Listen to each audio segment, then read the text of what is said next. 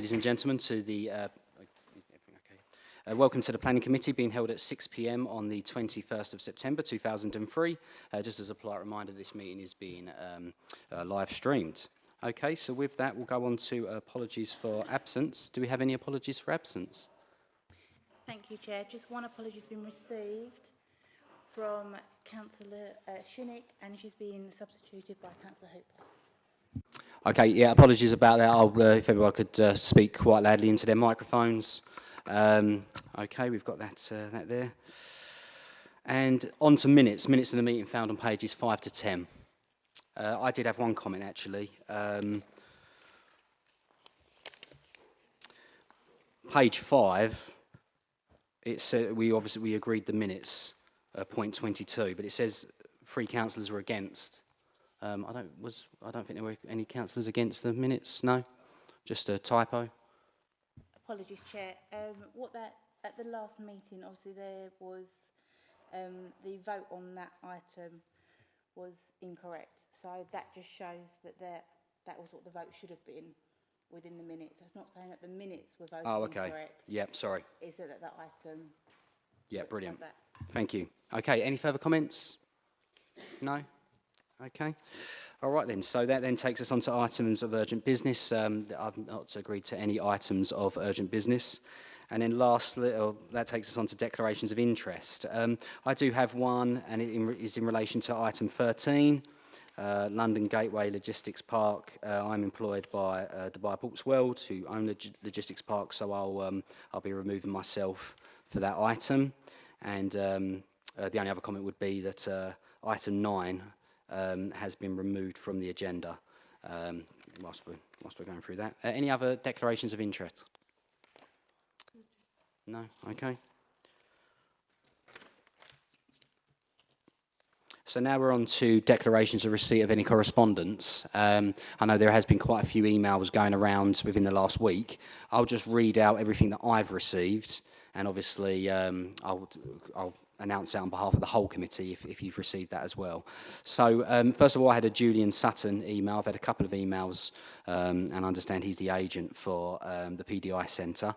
And that was, I think that was to yourself, Matthew.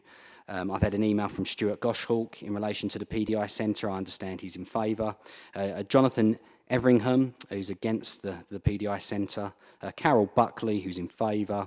I had a Claire Hingham, who's an agent for the Sounddown application, and a Chris Robinson, who's a solicitor from for the PDI Centre. And lastly, just a resident in my ward, to me only, that was Sean Ward, and he's a resident, I believe, in favour of the PDI Centre. Anyone else? I've also had emails from Kathy Sisterton and Tracy, can't remember the surname, but all of the correspondence that I've had has been forwarded on to the monitoring officer. Thank you. Anyone else? Councillor Piccolo. Yeah, I've also received correspondence regarding the Sounddown Nursery.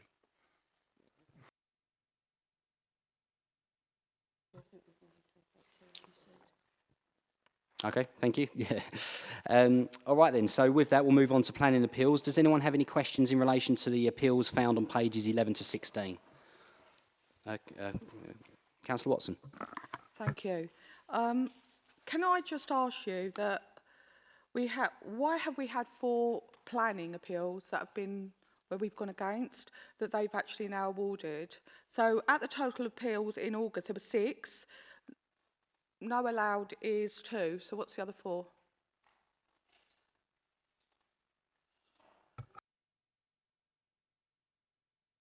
John, if you'd like to fill those. Yeah, what we would usually do, we'd usually put the appeals when they come in on the next agenda, sort of publish the. We'd usually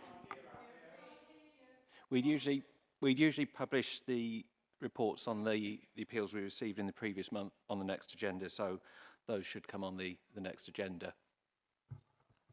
Thank you. Okay, thank you. Sorry, a few more comments there from the audience. If we could really get close to these mics and almost shout down the mics, that would be most welcome. All right then, so with that we'll go on to a public address to the Planning Committee, which allows us to discuss the items on the agenda here this evening. As mentioned, item 9 has been withdrawn, and that then takes us on to item 8, which is a Thurrock Football Club Ship Lane, found on pages 17 to 76. Obviously, this will be the third time this application's come back to us. Matthew, if you'd just like to present your findings from the last meeting. Thank you. Yes, thank you, Chair. I wasn't present on the first hearing of this application, so I'll have to abstain from taking part in this particular item. Yeah, thank you. I'm afraid I wasn't here either, so I'm going to have to abstain as well. Okay, thank you. I understand it's the same with yourself, Councillor Lydiard, yeah. And, yep, Councillor Maney. Yep, I'm already well and truly predetermined, so I'm going to leave and I will come back for the other items. Thank you, Chair. Thank you.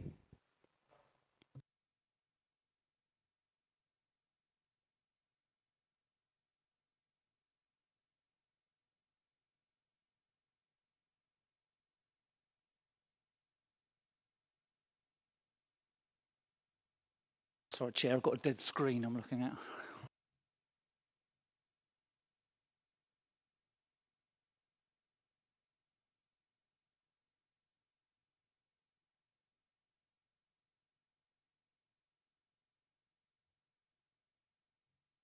Okay, thank you, Matthew. When you're ready, if you could speak nice and clearly into the mic, that'd be great. Thank you.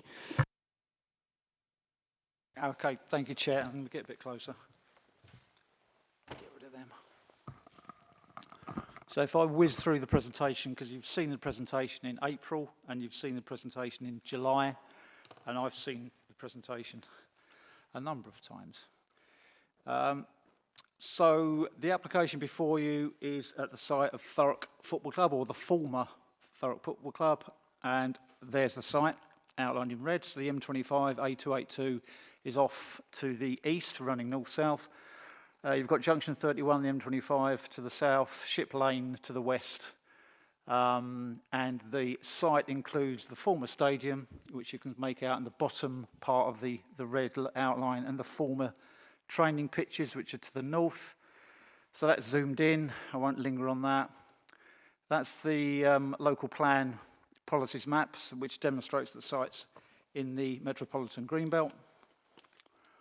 And a few aerial pictures. So that's a current aerial picture. And you can make out the two elements within the red line of the former football stadium and the practice pitches to the north. And just for context, that's how it looked a few years ago when the site was actively used by Thurrock Football Club. And the proposal before you, the description of the development is right at the beginning of the report. So it's for the development of a vehicle pre-delivery inspection, brackets PDI centre. So that's basically a hard standing and car parking area to accommodate approximately 1,200 vehicles, and then a building which would be used for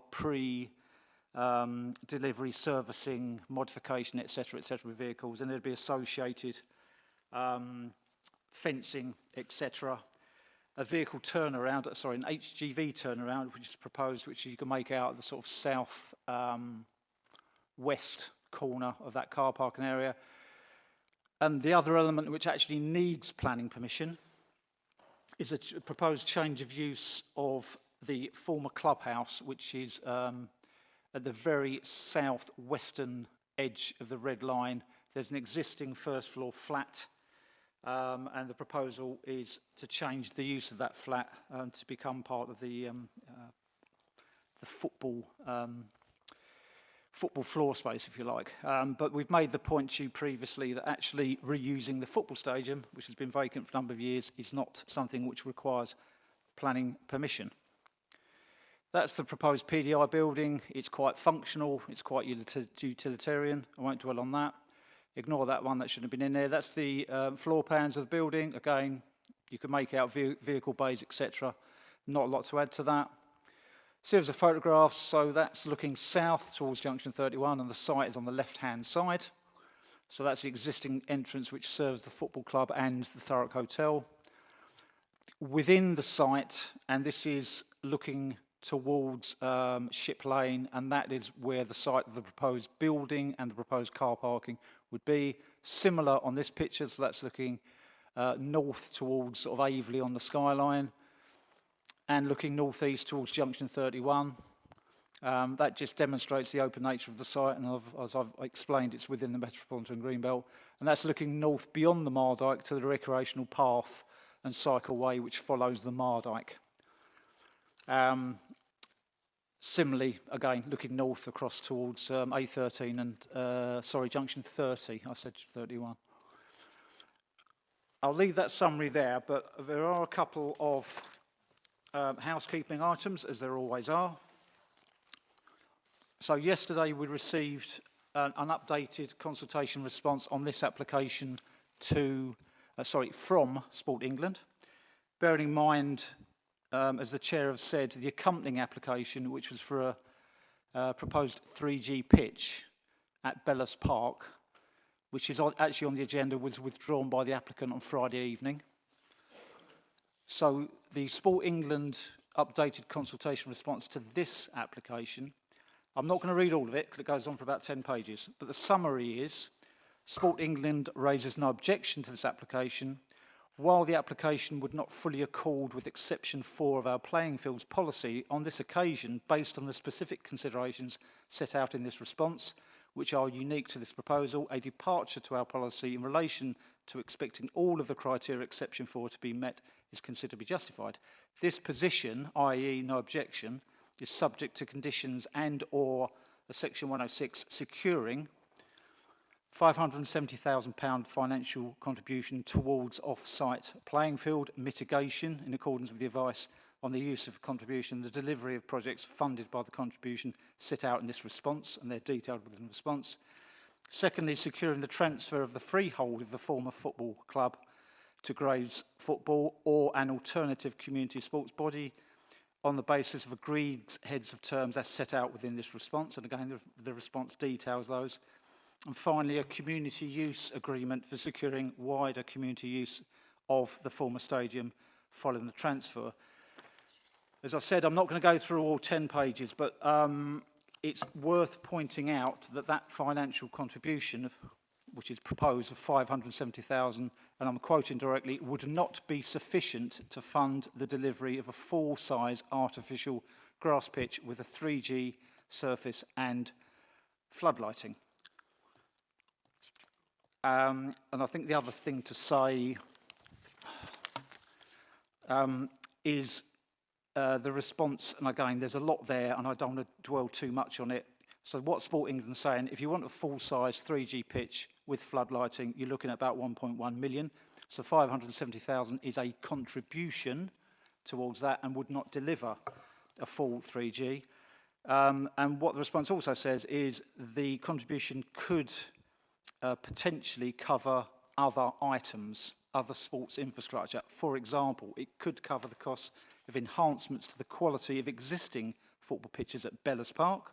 However, there's been no feasibility study, so that further work would be required on that. The scope of the contribution proposed by the applicant does not include providing new pitches at Bellis Park or new or replacement facilities, i.e. pavilions, etc., etc. So I think, taking that in summary, the contribution wouldn't deliver a pitch, so the scope of the contribution would have to be widened if members were minded to approve the application, so that it could be put towards, let's say, a wider scope of potential sports facilities. So that's that update. On Monday, we received an updated response from the Council's Sports and Leisure Manager. This is fairly short, you'll be glad to hear. I have discussed the cost of building a new 3G pitch with Sport England, the Essex Football Association, and some external consultants who specialise in developing football hubs for the Football Foundation. The view from the three organisations is that a good quality 3G pitch with floodlighting would cost in the region of 900,000 to 1 million. A £570,000 contribution to provide a new full-size 3G pitch would therefore leave a significant funding gap, and there are currently no identified ways of meeting this at Bellers Park. However, if £570,000 of resources were made available, other options could be explored, such as improvements to existing grass pitches and facilities, or potentially a small-sided 3G. So it wouldn't be an adult-sized pitch, it would be a small-sided pitch. So what you're hearing there is the scope of any contribution, the expenditure would need to be widened potentially, I think is the message I'm hearing. And there are three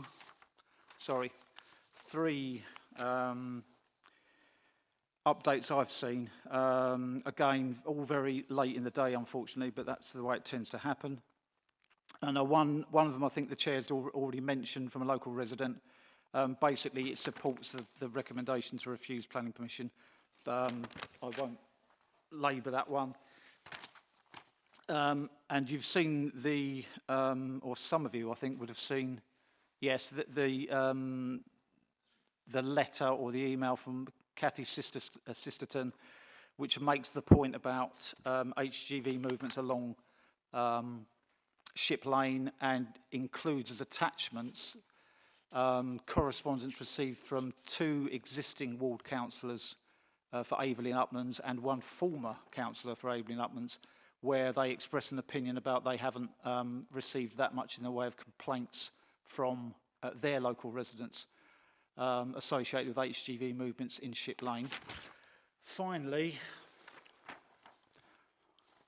actually there was that email from the agent this afternoon. So there's 2 final ones.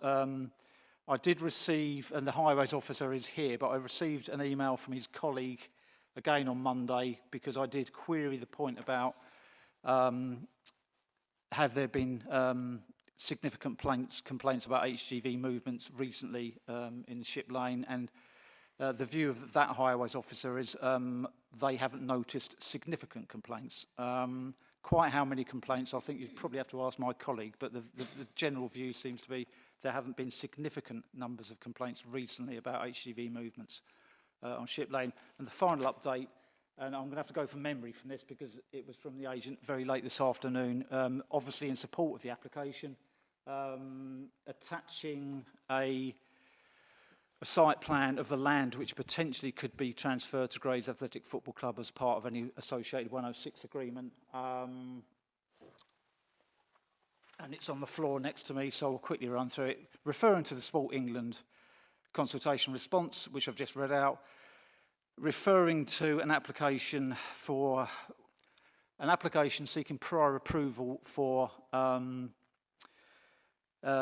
demolition, basically. So there has been an application submitted very, very late in the day, I think it was Tuesday, from the landowner via a different planning agent, which seeks the local planning authority's prior approval for demolition of the football stadium. But I'm going to leave that there because that's a separate application. And the agent also mentions business rates and CCTV, and there's a mention of East Thurrock Football Club. But again, we're not going to dwell on that because that's a separate site. Very quickly, the report in front of you is the update report required by the Constitution. So at paragraph 1.3 of the report, we'll refer to the reasons for wanting to approve the application which were put forward by members. There were 6 reasons which were cited at the July committee. The rest of the report looks at the planning implications and the legal implications, and I'd particularly draw your attention to paragraphs 2.9 through to 2.23, where officers have looked at the planning merits of the reasons put forward by committee and have assessed them. Put simply, officers aren't convinced about harm being clearly outweighed. So the recommendation before you from officers remains the same. I'm happy to take questions. Okay, thank you, Matthew, for that very detailed report. Over to questions. Are there any questions from members in relation to this? No. Vice Chair, do you have anything? I don't think I have anything additional to add at the moment. I suppose, Councillor Watson. Matt, so just for clarity, so the mitigation loss of the pitches has now been withdrawn, and there's only 570,000 that's inadequate sitting on the table for this. Also, the 6 items that was going forward, can you just go through for me and just clarify why they're not substantiated? I know they're not substantiated. I've got a reason why, because I've read the Edna, and I've read a lot of stuff recently in planning. But can you just sort of like explain why each individual one has not been agreed? Right, thank you, Chair. So 2 issues have been raised there. And the first one is about mitigation. So, because the former pitches, and they haven't been used in a while, quite clearly, because the former pitches are caught out by part of the planning procedure order, we had to consult Sport England. They were a statutory consultee. And they have responded. And the response from yesterday, and I'm sorry it's that late, but that's the way the world works, says, and let me pick it up again, so yeah, there's no confusion, raises no objection, because on the merits of the case, they consider the mitigation is sufficient. However, they've made patently clear that it wouldn't deliver a full-size 3G floodlit pitch, and so the money would have to deliver, let's say, either a smaller pitch or would have to be used for other sporting facilities. So, that's the point I made about if we're into a 106, then the negotiation would have to be broadened out from just a single pitch. But that's about mitigating the impact of the loss of the pitches. The 6 items I've just referred to within the report are about the reasons why committee wanted to approve Contrary's recommendation. So they're the Greenbelt balancing factors. So we're giving you our opinion. And our opinion is, because I'm not going to go through it because it's all in front of you, is that individually and probably collectively, we don't think there's enough there to clearly outweigh the harm. But that's a matter for the decision maker, which is this committee before you. I'm happy to amplify any of the individual points, but we've looked at the reasons which were referred to. I hope we've been through them, in a robust manner and as fairly as we can. Our opinion is we don't think harm is clearly outweighed, but that's up to you as decision maker.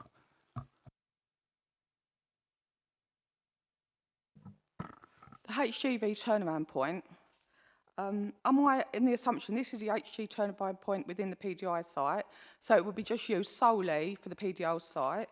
So as far as I'm concerned, that's not even a benefit to anything else, as well as there's not many HGVs going up to Ship Lane.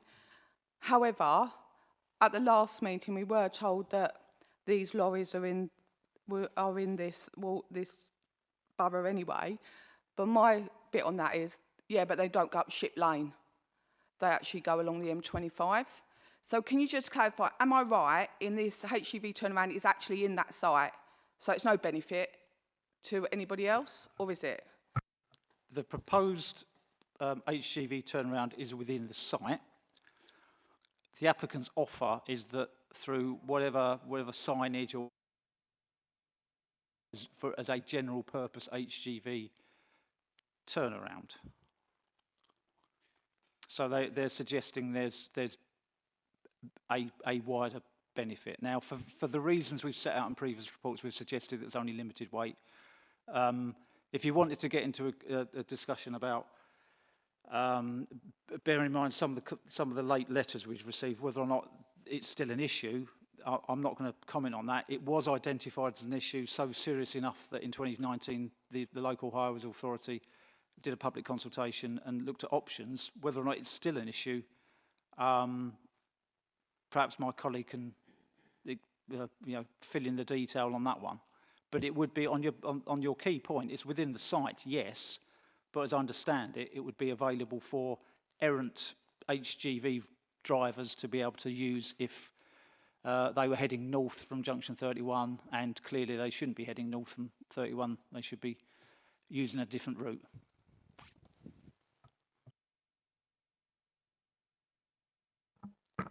my last question, as always.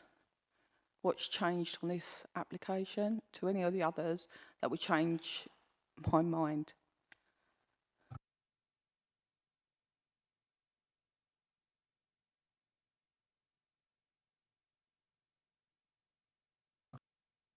You're going to have to bear with me a minute because I took the trouble of printing off the committee reports from the 2 previous occasions where this has come before committee, and I've just found them, so bear with me. Paperless office, right?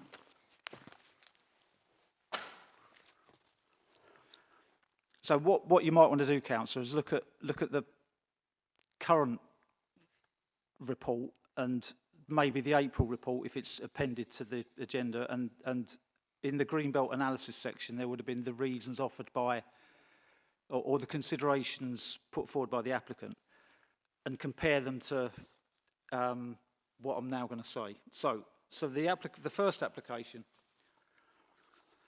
and the description was basically the same. So pre-delivery inspection, 1,224 space car park and the building and turnaround, etc. So the reasons, and that went to committee in February 2021. And obviously this is all online if you wanted to check this all out. So at paragraph 7.4 onwards, the, sorry, not 7.4.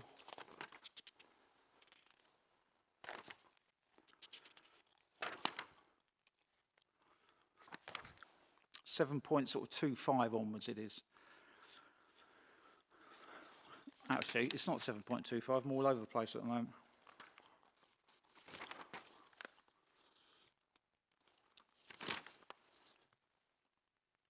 Right, 7.29, beg your pardon. So this is the first application which came before this committee, February 2021. So the case for benefits clearly outweighing harm, put forward by the applicant. Firstly, gifting of Thurrock FC to a third party to ensure its use as for community football use, community football in perpetuity. That was point 1. Point 2, financial contribution of £500,000 to the council towards mitigation of the loss of the training pitches through a section 106 to be used towards the delivery of potential football projects at Bellows Park, Aveley. 3, provision of an HGV turnaround facility to assist with HGV management on Ship Lane, and you avoid the use of HGVs travelling through Aveley Village Centre. 4, introduction of an international automotive retailer in Thurrock with associated job creation. And that, yeah, that's it. So there are 5 reasons. And then the second application was brought before this committee in August 2021. And hopefully I'll get the right paragraph numbers this time, or a lot quicker anyway.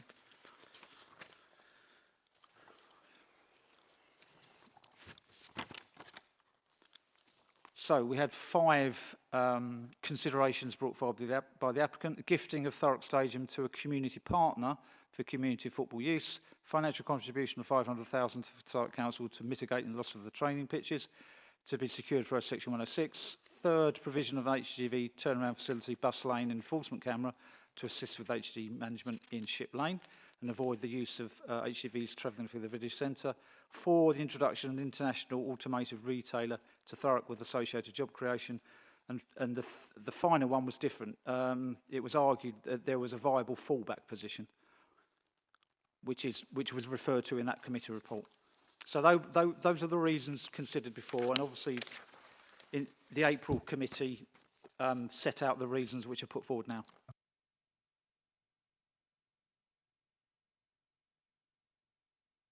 Okay, thank you. Any further questions? No? Okay, excellent. All right then. So obviously we've had the speakers' statements last time. What we'll do, we'll head into the debate phase now. I understand there's 4 votes on this application here this evening. So I'll start, and it's just really just to see if anyone's changed their mind, and we'll see what the numbers are looking like. I think from my perspective, I didn't really ask too many questions there because obviously we have spent a lot of time on this before. In relation to this £570,000, that quote comes from a company, I understand it's under the name name of velocity, and that was a very recent quote, and it's the same standard that's used at Averley Football Club, which is an incredibly high standard of football. The problem with the FA quotes are that they only use certain contractors, and they're circa 1 million. So I think that's where the confusion's coming from there. The bottom line is Averley is an incredibly high standard of football, and if the pitch is good enough for them, it should be good enough for basic recreational use. What's changed since last time? Well, we know the council's hit financial difficulty, and we're looking at hundreds of thousands of pounds worth of business rates coming into the council. We have come out of a pandemic, and currently the country's debt is 100%, and it's not been that bad since the end of World War II. So we do need to encourage jobs, investment, and we do need to get those debt levels down. And then, from my perspective, nothing's changed. Who'd like to go next? Thank you. Councillor Watson, thank you. Thank you. Thank you, Chair. Everything you said, I totally disagree with. So Sport England, for me, is the one that you muster up against. That's why they have got their own international, and they know exactly what they're doing. So I would like to know where the other money will be coming from. Secondly, 23 to 30 high-skilled jobs is not sufficient enough to actually put a whole PDI centre with 1,200 and, 24 car parking spaces slap bang on a green belt with a Mardyke running by the side, and right on top of the Junction 31 is an answer to actually do it. Grays Athletic Football Club, though I sympathise where they are, it's not about the actual planning application, is not about the football stadium. They can actually do that. And secondly, business rates do not feature in a planning application because that is nothing to do with us. That shouldn't be taken into consideration.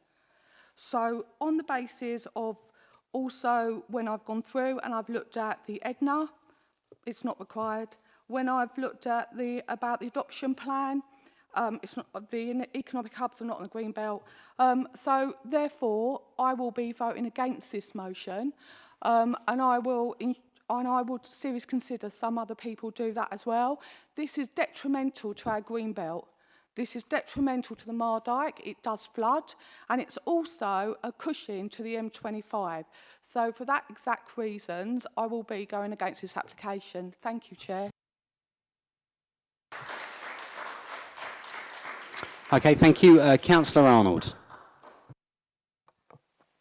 Thank you, Chair.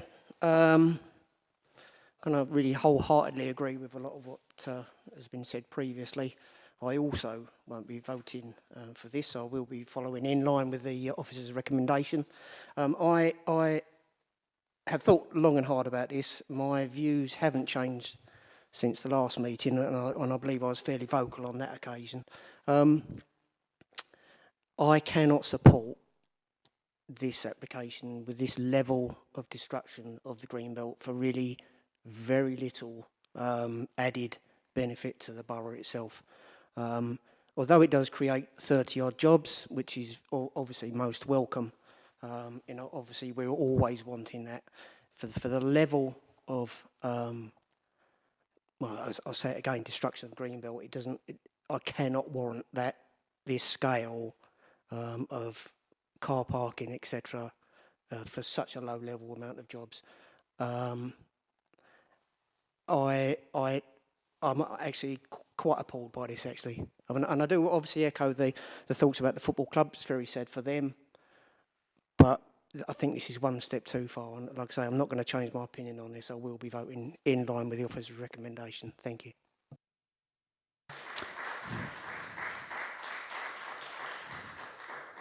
Okay, thank you very much, Councillor Arnold. Over to Steve Taylor.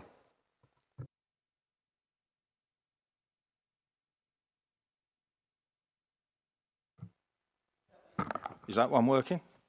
Yeah, okay. Thanks, Chair. There's a few things that have bothered me ever since this started back in whenever it was, April. So one of them is the fact that one of the reasons that's quoted for supporting it is it talks about its location to the strategic road network. The strategic road network is all over the country. The vehicles that are supposed to be going to this PDI centre are coming from all over the country, and yet when I asked the question before, has anywhere else been considered, the answer was only in Thurrock. Now, as far as I'm concerned, that isn't a justifiable reason, because the strategic road network, they're not talking about using the river. The strategic road work extends throughout the whole country. So why come this far south? I would have kind of plumped for somewhere in the Midlands, which, at least from where the vehicles are coming from, is relatively central. So that just, for me, doesn't count at all. And they clearly haven't looked anywhere other than Thurrock. I wonder why. The turnaround, I think, has been discussed already, and clearly it's really not of any value if it's no longer much of an issue. So I kind of don't get that one at all. As Matthew's pointed out in his report, the level of employment for the size of the site is difficult to assess against a normal industrial type site, but nevertheless, it's not exactly a big number of jobs. And the other thing that sort of concerns me quite dramatically is this thing about, it brings an international automotive company to Thurrock. Well, most international automotive companies are actually changing what they're dealing with altogether. So you have to kind of think that if you think about battery cars, and assuming that many of these will be before too long, the average battery vehicle has 7,000 batteries in it. So if you imagine the sort of normal standard battery that you use for most things, and there's 1,204 cars. That means there's 8.42 million, roughly, batteries that are sitting about in that car park. And you only need one of them to misbehave to start a fire, as they discovered in the ship in Denmark recently. And then you've got a problem that the fire brigade can't deal with. So if the fire brigade can't deal with it, and you've got the exothermic reaction that you get anyway, then the fumes and the gases that are going to be given off are going to blow, well, given that the wind predominantly blows east, they're going to blow over most of the rest of Thurrock. So none of that makes any sense to me at all. And that's without even getting into the debate which I normally start, which is about it being in the Greenbelt. There's no excuse for that to be built in the Greenbelt. As I say, it could be built anywhere in the country that's near the strategic road network. So much as I don't get to vote, my opinion on it is incredibly strong. Thanks, Chair.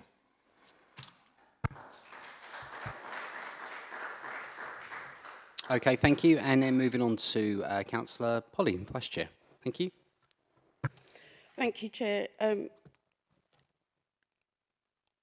This application that we've got before us, we're making reference to 28 to 30 jobs on that specific site. I think with a lot of these situations, certainly the one in Purfleet-on-Thames with the cobble freight there, it's the support jobs. It's not just the jobs on the site. They will generate support jobs. If they're we are in a different place than we were when this application was first heard over 2 years ago. As you said, council situation is different. At the time, we had, as I was led to believe, an imminent LDP that we could have looked at a sports strategy and helped deliver better facilities for our young people. We have come out of the pandemic, as has been suggested, and there is undeniably a lack of sports facilities within the borough, with this council with very little means of delivering anything more. We currently, on our own health overview and scrutiny committee, are looking at obesity within Thurrock and the effects that has on our young people and ongoing health problems as they age.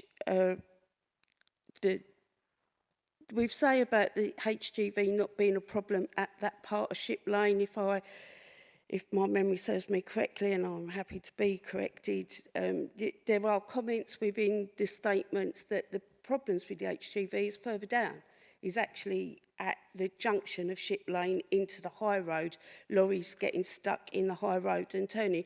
Well, if there's a turnaround earlier on in Ship Lane, they won't travel down further to the road.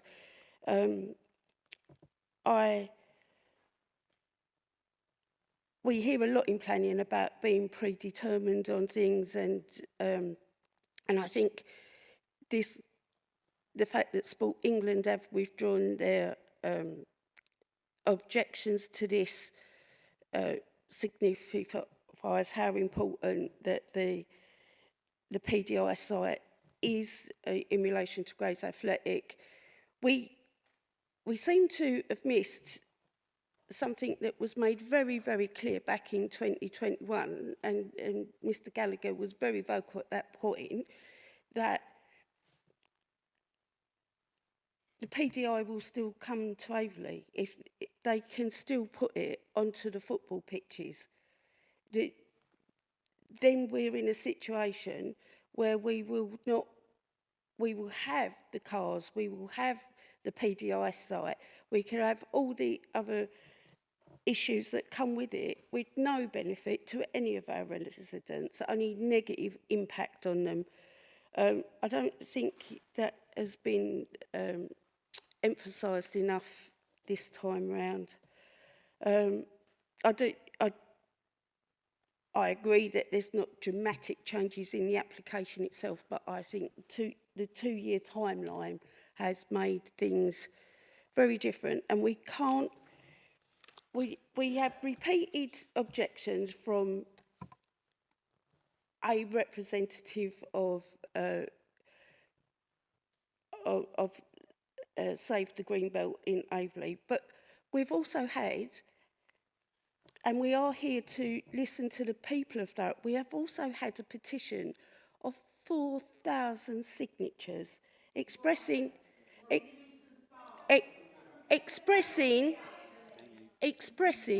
the support for this.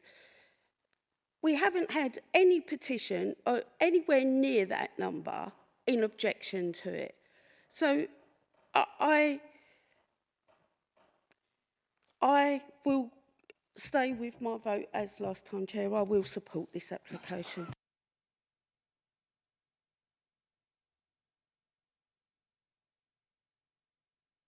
Okay, thank you, Councillor Watson.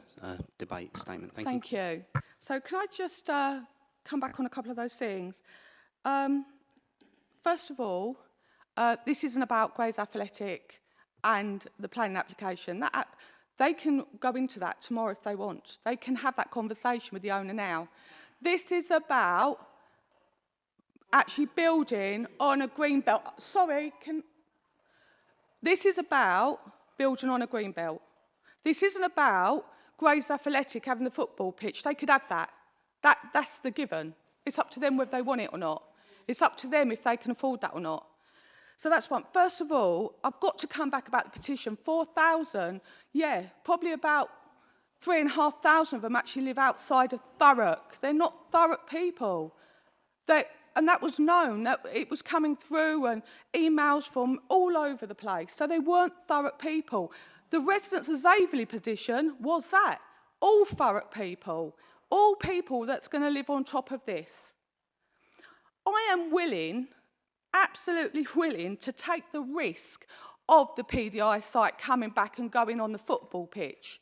Because it's a smaller site, and would they do that? But you know what? I'm willing for that to save the amount of greenbelt it would save by going against this application. And when the application comes forward, and if it does, for the ones for the football pitch, then I will sit here, if I'm on planning, and I will make that decision then. So I won't be making that now. This is an absolute travesty of an application. And every single point that you've made previously, you can't hold up to. Not one of them is substantiated. So I'm really interested if this goes through what you will be saying as the reasons why. So on that merit, I will still be going against this. I strongly am against this. I will always strongly be against this. So now let's go to the vote and see how you're going to make this work. .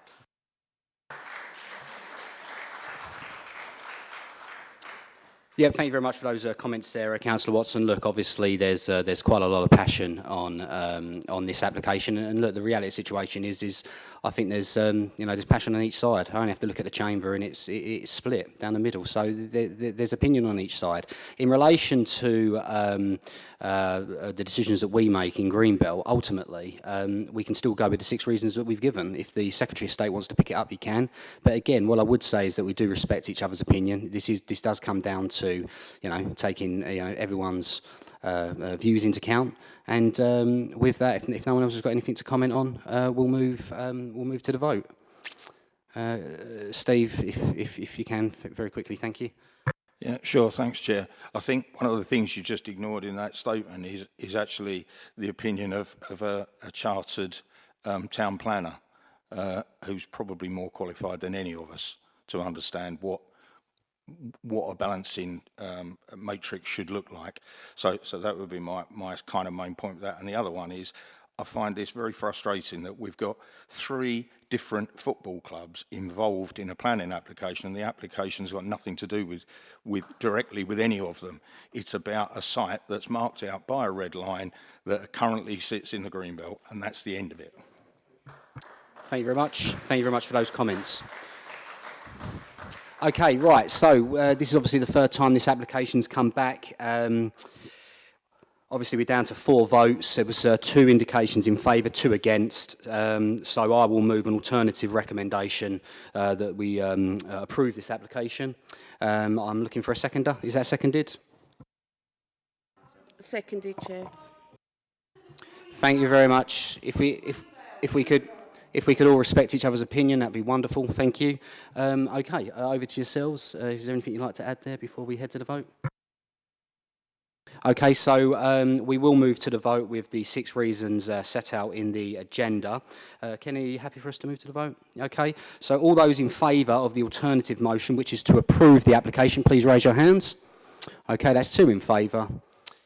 Okay, and all those against? Okay, that's 2. And obviously in that situation, it does come down to the chairman's casting vote, which is, of course, myself. As with that, we can say that Thurrock Football Club 22/01672/FUL, agenda item 8, has been approved. Thank you very much, ladies and gentlemen. And we'll move on to the next item. Thank you.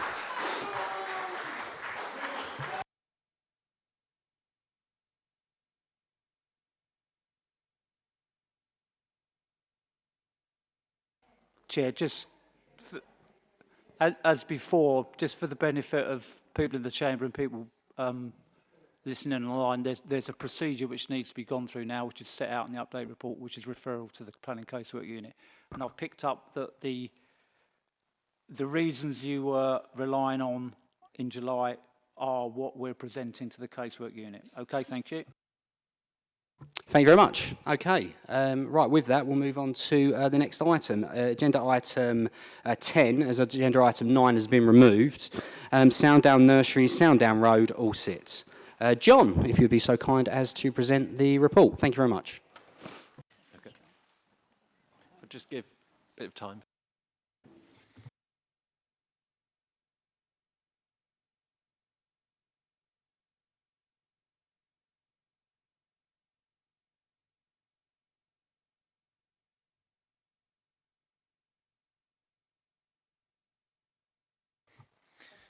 Thank you, Chair. Good evening, members and public. So, one bit of housekeeping on this item. Since the report was published, the applicant has made the RAMS contribution towards the Essex Coast RAMS, so reason for refusal 5 has now fallen away from the report. So, the application site is on the screen in front of you at the moment, so it's an approximately L-shaped site, taking access from Sandown Road behind 7 properties which face onto Sandown Road. Access would be between those 2 properties shown on the screen. As can be seen from the aerial photo, the properties would be behind the existing street scene in Sandown Road and behind the existing 7 properties here which face onto Sandown Road. Originally, it was part of a wider site including the 7 properties, and the land was covered in greenhouses and it was a former garden nursery.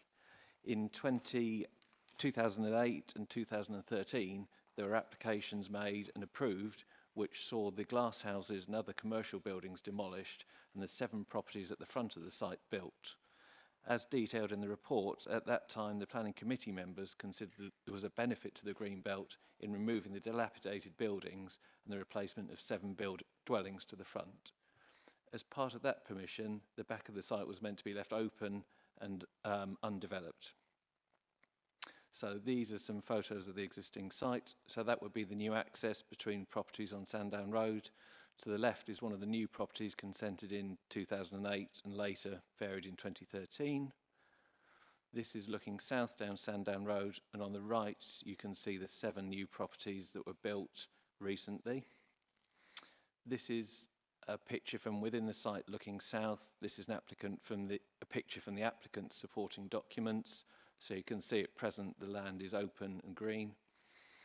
That is looking southeast towards the rear of the properties that have been recently built.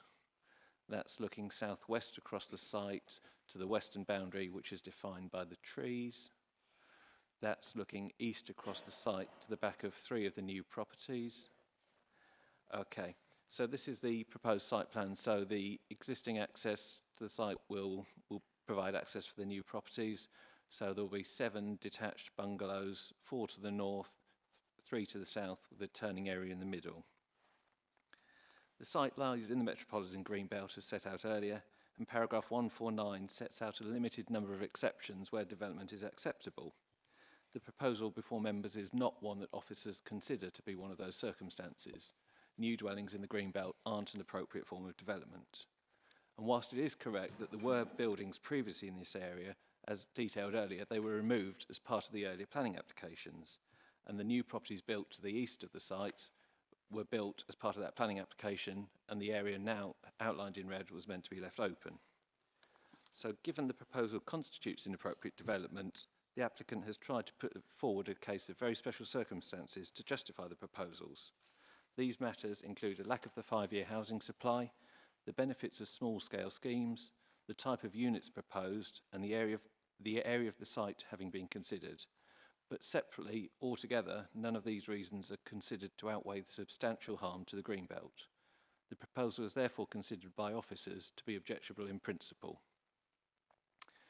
The site plan in front of you shows 7 properties.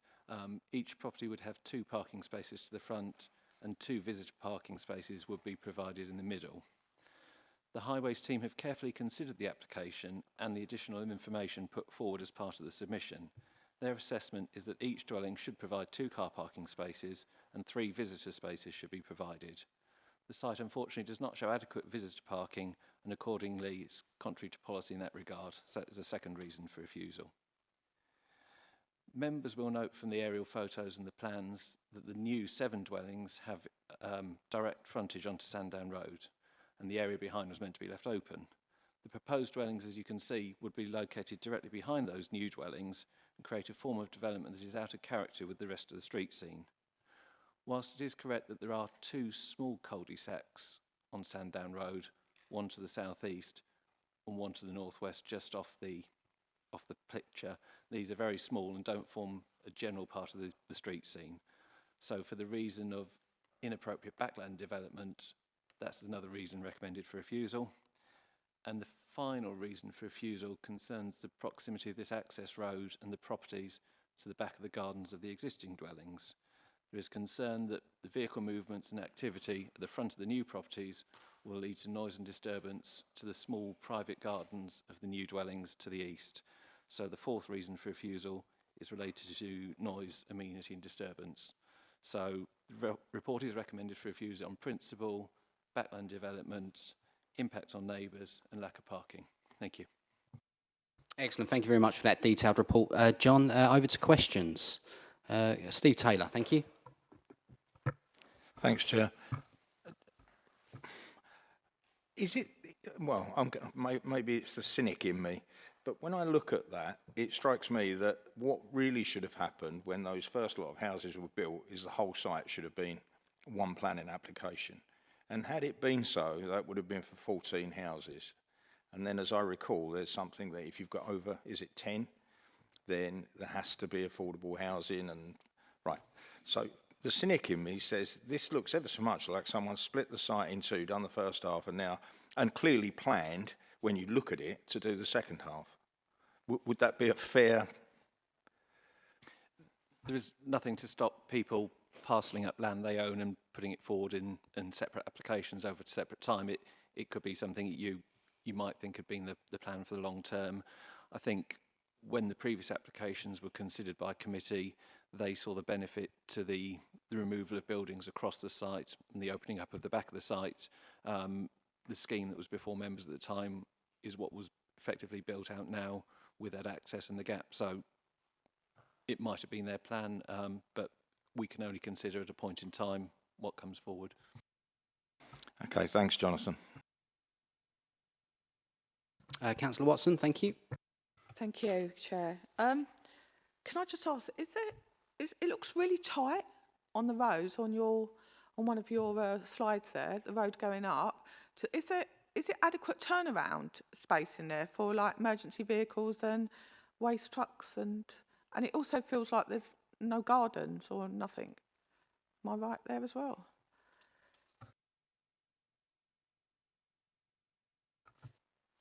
Thank you, Chair. I think if we can put the plan back up on screen. Thank you. The turning head that you can see in between the houses there, that does appear to be a standard size. What concern has been raised is with regards to that 90-degree bend, particularly with larger refuse vehicles, with the swept path around there, that they may encroach onto that first property as an overrun.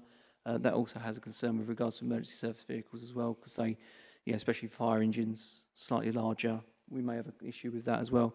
However, there would be, if you were minded to approve it, the necessity for suitable conditions to try and control that.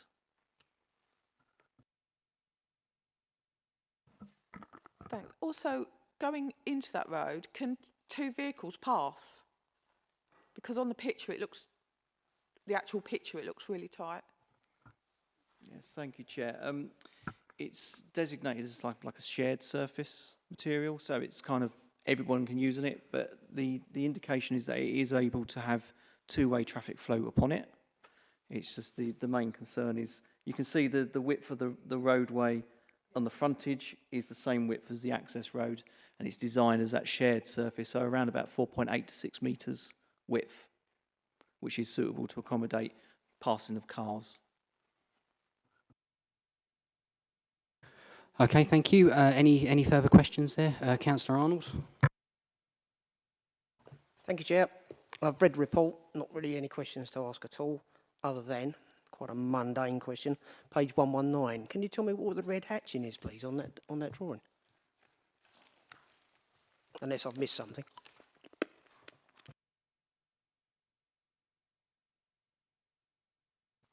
I don't have a coloured version of that. Have you got one you could hold up? Oh, Matt. So,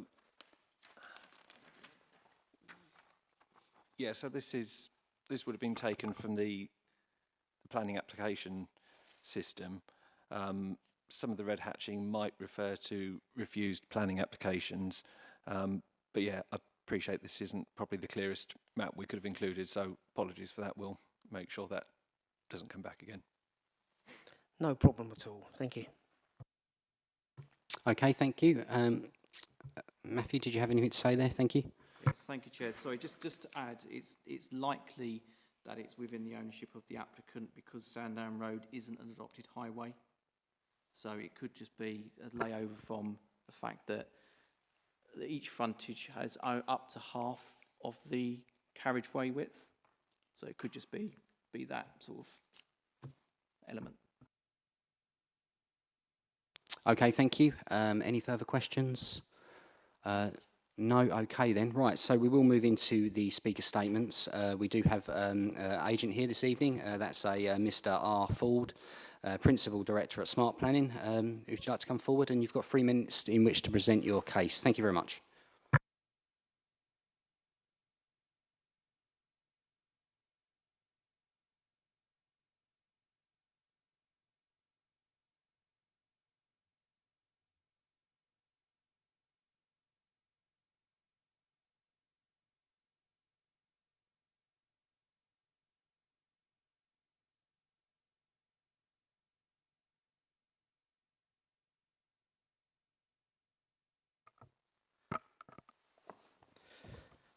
Thank you, Chairman. I'm Russell Ford, Chartered Town Planner and Agent for the application.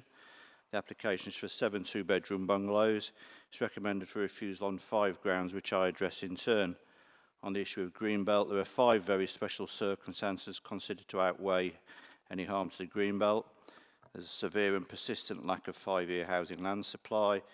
This position, though admittedly sensitive, has become a persuasive determining factor in Greenbelt Authority areas struggling to meet their housing needs. Small bungalows are a particular dwelling type that volume house builders are loath to provide, hence they are, of all dwelling types, a most precious commodity. Small and medium sites are identified in the national framework as making an important contribution to housing land supply. This site was previously developed with glass houses and hard surfacing, which historically occupied the whole site. The aerial image shows that the development of this site would be a logical inclusion within an existing cluster of housing enclosed as it is on 3 sides. Most convincingly, the development would not undermine any of the 5 purposes of including land within the Greenbelt. On the pattern of development, there are already modern cul-de-sacs within Sandown Road. The grain of development here is not wholly grid or linear in form, and it is wrong to suggest so. This is also true in relation to the immediate residential estate to the west. As such, the pattern of development proposed is not untypical and would be appropriate when viewed within both the immediate and wider context. On parking, the adopted standards require a total of 14 spaces for the bungalows, where in fact 16 are provided. Highways Authority has not objected, but rather recommend conditions. On noise pollution, environmental health have not raised any objections. A noise assessment was not requested at any time, and yet the applicant would have to provide one. Small roads accessing a small number of dwellings is a fairly typical suburban arrangement. On RAMS, the applicant, though initially frustrated by the administrative system, has today paid the upfront RAMS payment. I have the receipt on my phone, and indeed had indicated his willingness to do so throughout the application process. It is particularly notable there is a positive written support from 6 local residents in Sandown Road who have not resorted to any sense of NIMBYism, but rather recognise the environmental integrity of the application. Taking all this together, it is considered that there exists very special circumstances and public benefit sufficient to justify overturning the officer's recommendation and rather granting of planning permission subject to conditions. Members are respectfully requested to do just that, following due consideration. I'm grateful. Thank you very much for that statement. Are there any further questions based on that statement? Okay, no, we'll move on to debate. Who would like to start the debate on this item here this evening? Any comments before we come to some form of conclusion? Steve Taylor, thank you. Thanks, Chair. I guess there's really only 2 points I've got. One is the fact that I will always oppose any development on the Greenbelt. That's what I'm here to do. And the fact that I'm kind of somewhat cynical about this, because although it was a nursery, it was still in the Greenbelt.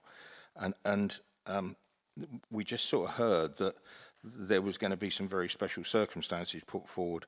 And I have to say, in terms of development in the Greenbelt, I didn't hear anything there that was a very special circumstance in terms of the Greenbelt. So that's my observation. Thanks, Chair. Thank you. Councillor Lydiard. Thanks, Chair. Yeah, again, Greenbelt considerations doesn't really seem to be in keeping with the area.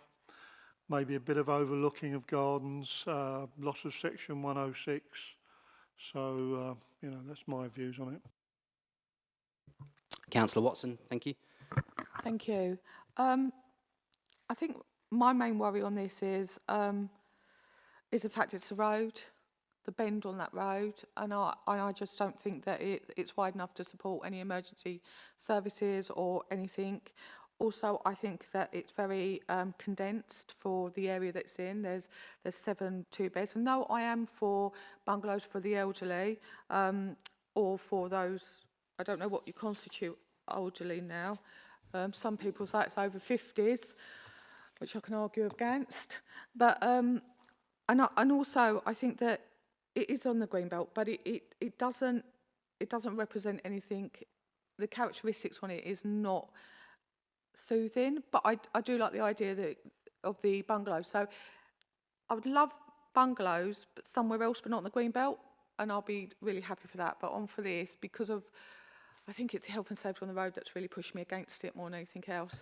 Thanks. Okay, thank you. Councillor Piccolo, then Councillor Maney. Thank you, Chair. Yeah, I echo a lot of the concerns that have already been mentioned. I'm concerned about the access to the site, in so much as that it's going to be for pedestrians and vehicles without any defined pavement as such. I'm also concerned about the sharp turn into the site once you've come down the access road. It's quite nice to technically prove something on a map using CAD and whatever else it is, but we know in practice drivers' skills vary a lot, and I think that that's right on the limit of what could be expected of an excellent driver to achieve, so I think that's going to be problems there. And also, I think they're in too close a proximity to the previous development. I'm a little sceptical as well. We hear a few things have come to committee where developers, to avoid paying 106, have decided to parcel up the land and put in 2 or 3 applications over time. Can't be proved. It was been mentioned earlier that that might be a possibility. I possibly might hold the same view. So for the reasons I've stated, I'm not in favour at all for this application. Okay, thank you. Any further comments? Councillor Watson? Sorry, Chair, you did know there was a statement of objection as well within the pack that wasn't read out. That was from Councillor Johnson. Thanks. Yeah, sorry, Ken, Councillor Johnson's was unable to attend this evening, yeah? Yeah, so that was, yeah, effectively. Yeah, cool, sorry. All right then, Councillor Maney, thank you. Thank you, Chair. I'm pleased to see their bungalows because I do think we lack bungalows in the borough, so I am pleased to see their bungalows. But I am concerned, as Councillor Piccolo mentioned and my other colleagues, that the access, the turning point, and yeah, I think it will be a problem. And of course, I am concerned about our ever diminishing green belt, so I'm opposed to it as well. Thank you, Chair. Okay, thank you. Councillor Piccolo? Yeah, sorry, Chair. Something else that I forgot to mention as well is they're being sold that they're going to be bungalows for the elderly. There's not going to be any way that we can say that they've got to be to the elderly. So anybody could move in. A young family with sort of like 4 or 5 children could move in. So it's not something that can be placed down as a restriction on the application. So I don't think that has any bearing on the fact that they could be used by the elderly. Okay, thank you. Councillor Arnold? Thank you, Chair. Yes, another application on the Greenbelt, which won't support. Sorry, meat and sweet. I do welcome the fact that actually the developer is actually wanting to put bungalows up. We are desperately in need of bungalows. Anywhere else in the borough other than Greenbelt at this stage would be marvellous. Thank you. Okay, thank you. Any further comments? No? Okay, all right then. So thank you everyone for your contributions there. The comments that I would make, first of all, is, yeah, if it came to us as one larger application, I think that would have been easier. Obviously, this is infill. The only comments I would make is that, first off, I don't like the design where the houses are facing onto the back of other houses. And I do wonder personally, my own personal preference would be that the houses sort of back onto each other, so that they would almost face the tree line outwards. And I do wonder if you faced them that way, and you'd have to drop a property.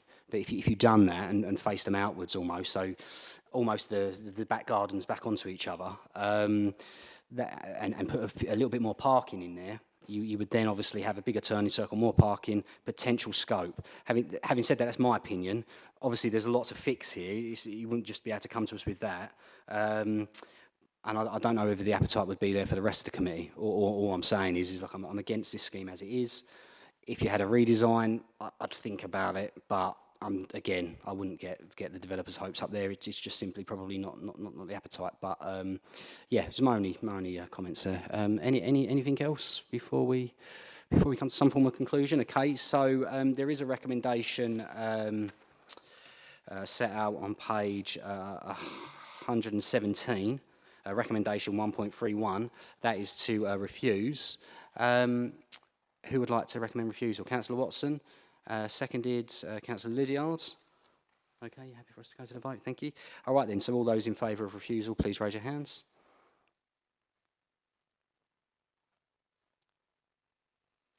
Excellent. Okay, that's unanimous across the committee.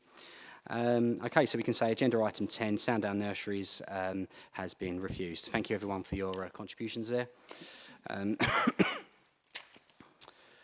And that then takes us on to agenda item 11, garage area rear of 33 to 53, Vigorans Way, Chadwell St Mary, found on page 121. And John, I understand this is another one of your applications. Thank you. Yeah, thank you, Chair. Just load the presentation up.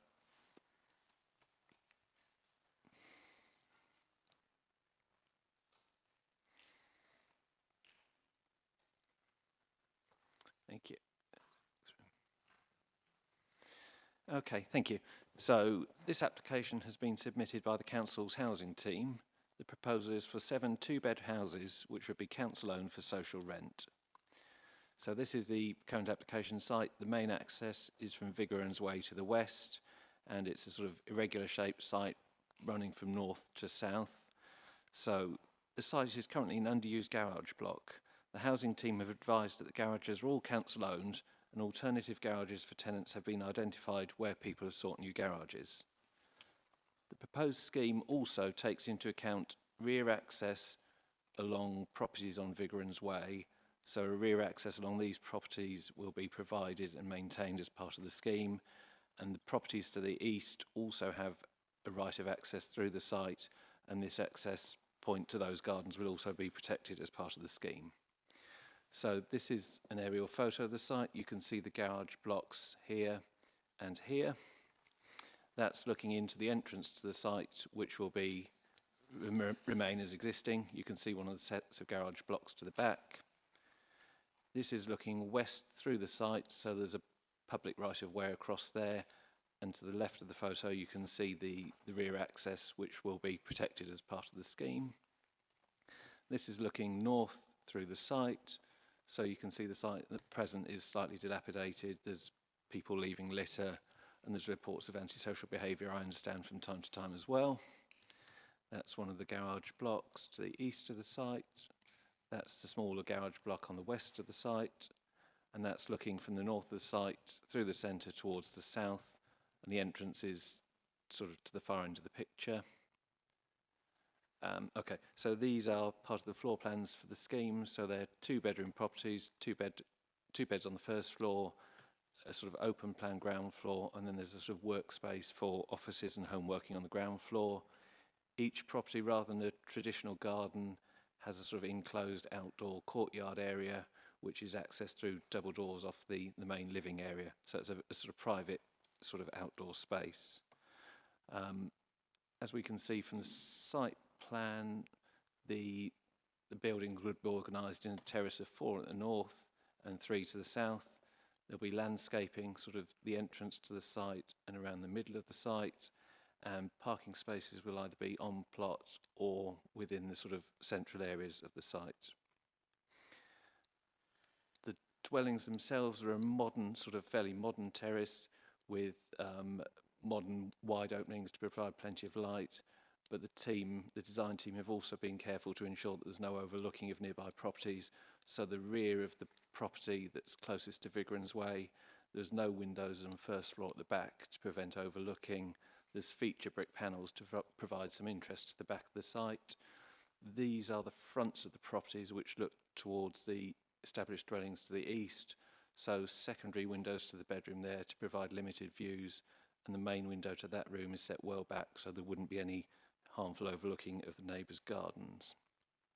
These are some sort of street view plans of the property. So they're, as I said, modern interpretation of a terrace property using high quality materials and design.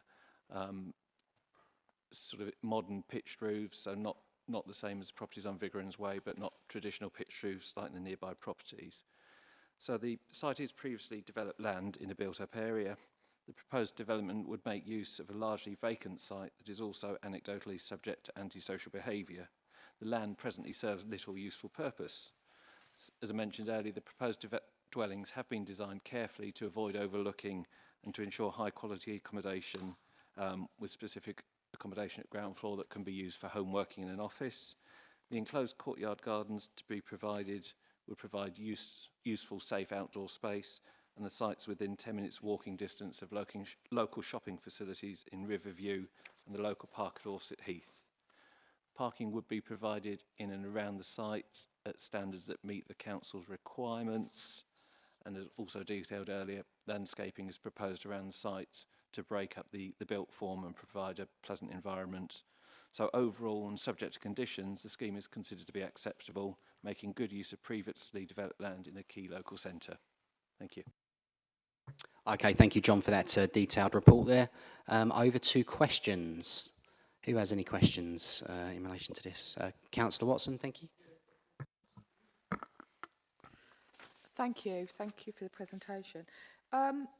Loss of rear access is one of the objections. And also, they're also saying about a lot of them actually park round there. And also, they use for access to St Augustus Way. So, is there still going to be some sort of rear access for those gardens along the back, and how much? And they're also talking about is there any cars that's actually parked there that will be pushed out into the main road? Okay, if I can cover the access points. Kenna, can you make the screen back to... Thank you. Sorry, I appreciate this isn't the clearest plan, but if you can see along the western boundary of the site, so there is a protected area which is to the rear of the properties on Vigorans Way, and the team from housing were keen to emphasise during the application that that will be protected, so there will be access along there for those properties. And the other properties to the east, which I understand have rights of way through the site, they will still have access to their rear gardens through this. So there will still be public access to all those properties. And as you can see, sort of to the northwest corner, on one of the photos earlier I showed there's access through there. Those access points won't change. So people will still be able to walk through the site, and people in the private properties around will still be able to access their back gardens, yeah. Final, sorry. So that's the access to the northwest for pedestrians, which will be maintained. You can see here the remains of a fence behind the properties on Vigorans Way. This area will be protected for those residents. I'll show you the last slide. So, yep, this is the last slide. So Vigorans preserved access along the back along there as well. Okay, thank you. I don't know if Matthew wants to comment on the highways parking issues. Okay. So, can I ask one other question? I don't know if you can answer me, or Tracy, you might be able to answer it really. Garages tend to be HRA land. They sit within the council themselves. I see that the applicant's Draper. Is this a spelling mistake? And are we putting planning permission in so that we can then sell it on? Or are we actually putting this planning permission in and Thurrock Council will be actually building council homes for us? Thanks. Okay, yeah, so the applicant, the name Draper, is a council officer who works in the highways, sorry, not the highways team, in the housing team. Yeah, I've spoke to housing today to clarify this point. I thought it might come up. It is council housing that will be built by the council. It won't be sold on, it will be part of the council housing stock, which can then be rented out, yeah. Okay, thank you. Any further questions? Councillor Piccolo. Yeah, thank you, Chair. I know the scales of the pictures that have been shown up there are different, but the access road onto the site, how does it compare to the width of the access road for the application we've just been speaking about? On the screenshot that was put up, it didn't look a lot of difference. It could quite possibly could be, but you know, how does the width of the road accommodate the traffic? Thank you, Chair. Kenna, could you go back to the site plan for me?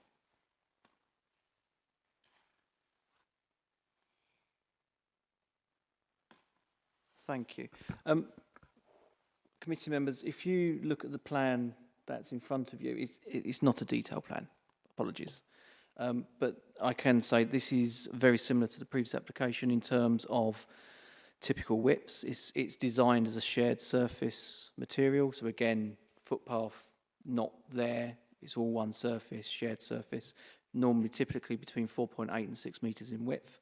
One thing you will notice is if you look at the southern part of the location plan, you'll see that the bend, which is a 90-degree bend, is a lot better than the previous application, not trying to comment on comparing the two. And you can see also that the width of the access is on that eastern side, if we look at the plan, which is right up against the boundary line of St Oscan's Road rear aspects of those properties. So it's kind of sympathetic to the needs of the existing residents in terms of trying to maintain their access. Just looking through the conditions, if you were minded to approve this application, you could, if you wish, through delegation with the chair, is to probably bolster out some of these conditions to specifically look at swept path analysis for existing property access. If that gives you a bit more comfort with regards to that. Okay, thank you. I'll go to Councillor Polly, then Councillor Arnold. Thank you, Chair. I do know this area, and I have visited the site as well. Invariably, I do find that garages, I presume that none of them are rented out, and they do look quite dilapidated, and we have had incidents elsewhere in the borough where you know, children have gone through roofs of garages where they're not maintained, and so I welcome the fact that we as an authority are looking to build social housing as well. I'm just not sure with the question that Councillor Watson was asking, whether she was referring to vehicle access to the rear of those properties or whether it was pedestrian access, because what we have seen is that we are maintaining the pedestrian access, but I would suggest that if people have got, you know, if they can get their cars to the back garden, if that was the concern, I just wasn't clear on that. I think the design is given the other development that we've got opposite the cemetery there in Chadwell. I think that that is great to see that, very vibrant, it's fully occupied, and you've got a mix of tenure on that development. So I am pleased to see that we are in a position to bring back forward some more social housing. Thank you. So, yeah, thank you. Thanks, Councillor Polly. Just looking at message, I sort of asked the question of the housing team today, and he says, so it was a question about the access for the properties and the garages. It says, yes, we are aware of the access issues and the rights of way across to those properties, and their layout of the homes, and the road maintains an access to the rear gardens of those properties. So they have designed the scheme to ensure that those people can still use their gardens and their garages. Okay, thank you. Councillor Arnold. Thank you, Chair. Yeah, really just, you know, looking at the diagrams, you know, I've got sort of concerns actually about the loss of parking. I mean, I presume the houses on the road frontage there don't have any form of off-street parking, and I would also presume that they all kind of use that space to the rear, you know, the garage book itself continually. I mean, I can only presume. I've not visited the site. I've got to confess, through its normal usage days. But the road frontage that doesn't have any off-street parking, is that correct? Yeah, just to confirm. Thank you, Chair. Again, Kenner, could you go back to the aerial, if you could, please? The houses that are on Vigram's Way, a lot of the residents have converted their front gardens to have on-street parking. Have we got one that's got the... I don't think we've probably got one, have we? From the evidence that the applicant has provided, those garage blocks aren't rented out to residents within the area, albeit, you know, people do still park there because it is a space for parking, but the evidence being provided doesn't necessarily show that it's going to be a significant issue of displaced parking outside what's already enjoyed in the area. You can see from that aerial footage, you can see there's several properties on that Vigram's Way that have got off-street parking to the front of the properties. Yeah, I mean, I can see that. It's very helpful, actually. I mean, I must have completely missed that one, but obviously I can see there is off-street parking now. Just another small point, really. I mean, obviously at this sort of late stage, the architectural design of these new buildings, is there any particular reason why we're going for this kind of really edgy, modernist kind of building, and they're not maybe sort of constructed in maybe I'm old, more of a sort of traditional kind of manner. I mean, and this is fairly typical all around the borough, really, isn't it? There's pop-up sort of developments all over the place, and they never blend, they never look right, and I'm really sort of quite fearful of actually how they're going to age and weather alongside other established kind of like architectural design. So is there a particular reason why we're going this way?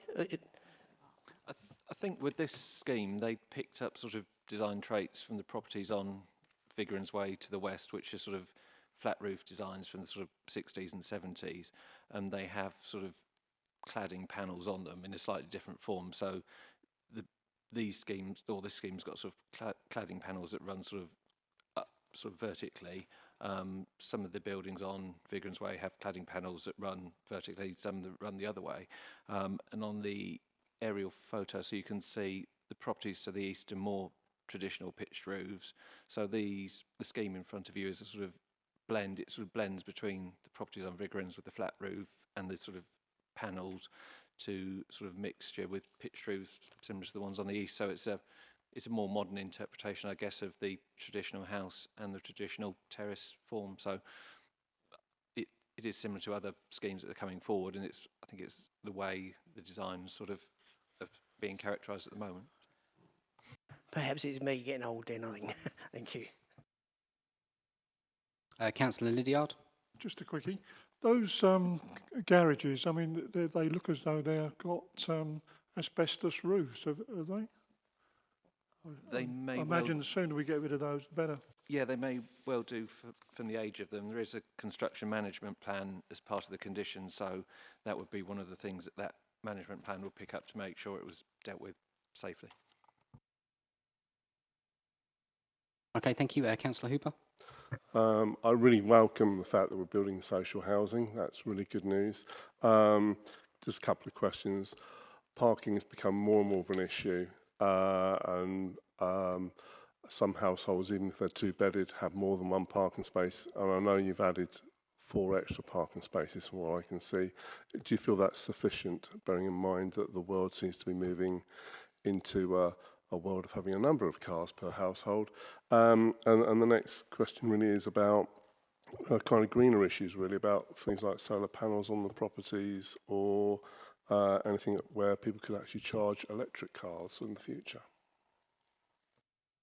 Okay, so I don't know if Matt wanted to say anything about the parking, but certainly the scheme does comply with the sort of parking standards for that location, and given its proximity to shops and open spaces, it complies with those parking standards. So I don't know if Matt wants to say anything else about that.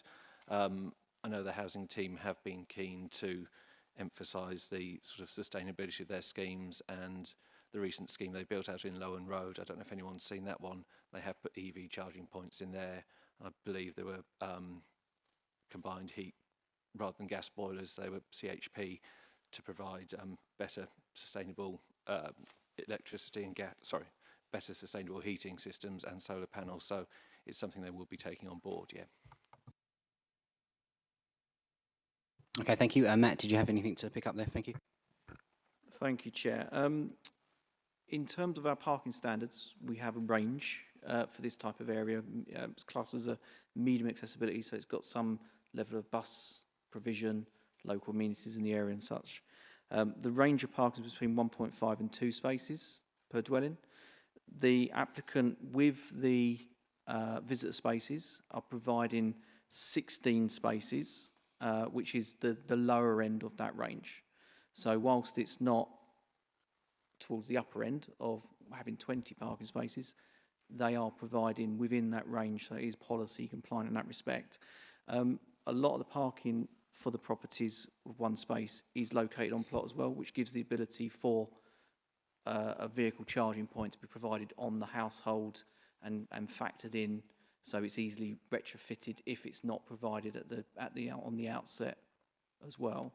And just lastly, members might be aware that we have recently been awarded funding from the Office of Low Emission Vehicles, and we are working with them for another bid which could access another £500,000 worth of funding, which is geared towards residential charging facilities in the locality across the borough in those areas that we're seeing more social housing and that sort of stuff.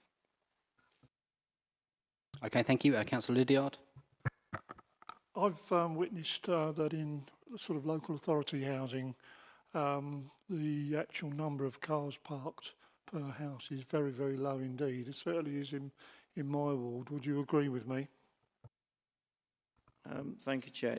Certainly the census data that's recently been published does show that the level of car ownership, whilst is steadily increasing, is still not at a sufficient level to really see a need to reassess our parking standards. Okay, thank you. Excellent. All right then. So, are there any further questions, Councillor Maney? Thank you, Chair. Yeah, I just have to agree with Councillor Arnold. We're a couple of dinosaurs. I mean, I think the design is just awful. They look very Scandinavian, and we don't seem to be able to build any properties that are with any character. They're just boxes, and they've got this pitchy, silly roofs at a funny angle, and we're not in Norway. I don't like them. And I think I can imagine looking at them in 50 years, which I won't. What are they going to look like in 50 years? I just don't like them. I think that aesthetically they're awful. Sorry. Okay. Did you want to come back on that, or do you not happy? No? Nothing to add? Excellent. Thank you. Good. Excellent. Thank you, everyone. I mean, I'll go on record. I actually like them, but I mean, each to their own. Right. Has our resident turned up, or we're not sure? I'm looking for a Mrs. D. Reynolds. No, okay, no, we didn't think so. But what obviously we'll go on to our next speaker, and then during debate, members will obviously might be able to pick up on some of these. Yes, yeah, okay, and we do have a Mr. S. Robinson who's going to be joining us through Microsoft Teams. Mr. Robinson, if you could hear us, you have 3 minutes. Obviously, it's quite a big statement, so do your best to get through that as quick as you can. Thank you. Okay, thank you. I would like to speak in support of proposals at the former garage site at Vidrins Way. Oh, we can't hear you. Sorry, are you on mute? Sorry, just double checking. No, I'm not on mute. Hello? Hello? Can you hear me? Hello? No, still can't hear you. We're just trying a few things this end. Okay.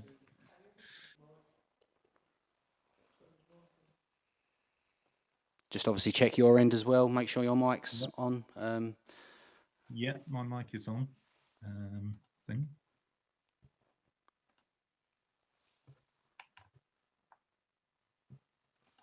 Hello?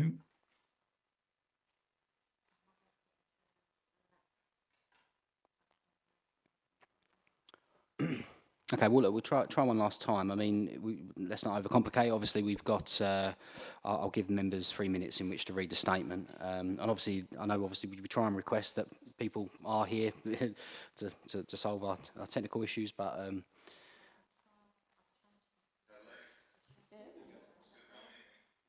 I mean, I can hear you. I'm not sure about other members and members of the audience, unfortunately. Yeah, go on, give that a shot. Give that a shot. Just give us 20 seconds. Thank you.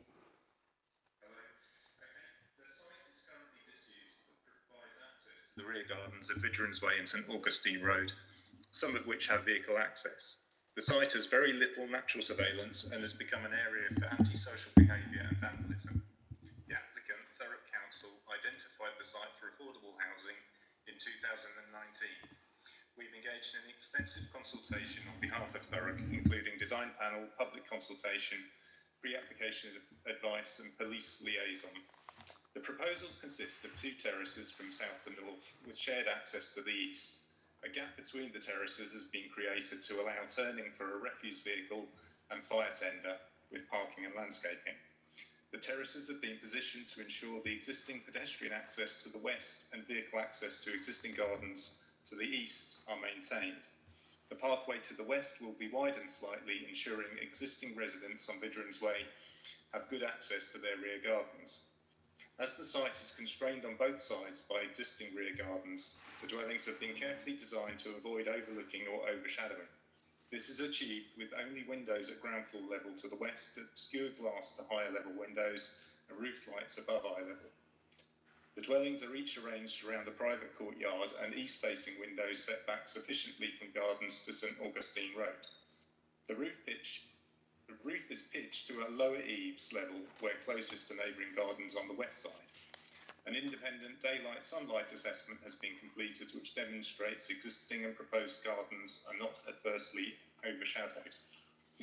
We have worked with a highways consultant to ensure the scheme meets current standards, including the required resident and visitor parking, and integrates safely with the existing road and footpath. Vehicle tracking has been carried out to existing and proposed spaces, as well as for refuse and fire vehicles. The shared access has been designed to allow pedestrians and vehicles to move through the site with varying road widths and integrated planting to soften the new street and encourage slower vehicle speed. The scheme provides 2 cycle spaces per dwelling within secure enclosed stores for residents. Through discussion with police liaison, proposals have been welcomed and considered to improve natural surveillance and activity within the site, which is likely to discourage antisocial behaviour. Security recommendations have been taken on board, including provision of good external lighting and access control gates to be provided to the western footpath. Thurrock Council require high standards of sustainability and accessibility. Proposals have been developed to allow high-performing thermal fabric and good airtightness. Roofs have been designed with some south-facing pitches optimised for solar panels. Pedestrian routes through the site are accessible and all dwellings have been designed to M42 standards. Vehicle charging provision will be provided. In conclusion, the proposed scheme provides 7 much-needed new dwellings for affordable rent on a brownfield sustainable site. The new dwellings and shared street will create activity and natural surveillance, improving security, and have been designed to minimise impacts on neighbouring properties. Okay, thank you very much for that statement. Okay, based on that, are there any further questions before we go into debate? No. Would anyone like to start the debate here this evening? Councillor Lydiard. Thanks, Chair. Yeah, no, we saw some fly tipping there. I can recognise an area that's full of antisocial behaviour. Most of those residents wouldn't park their cars around the back anyway.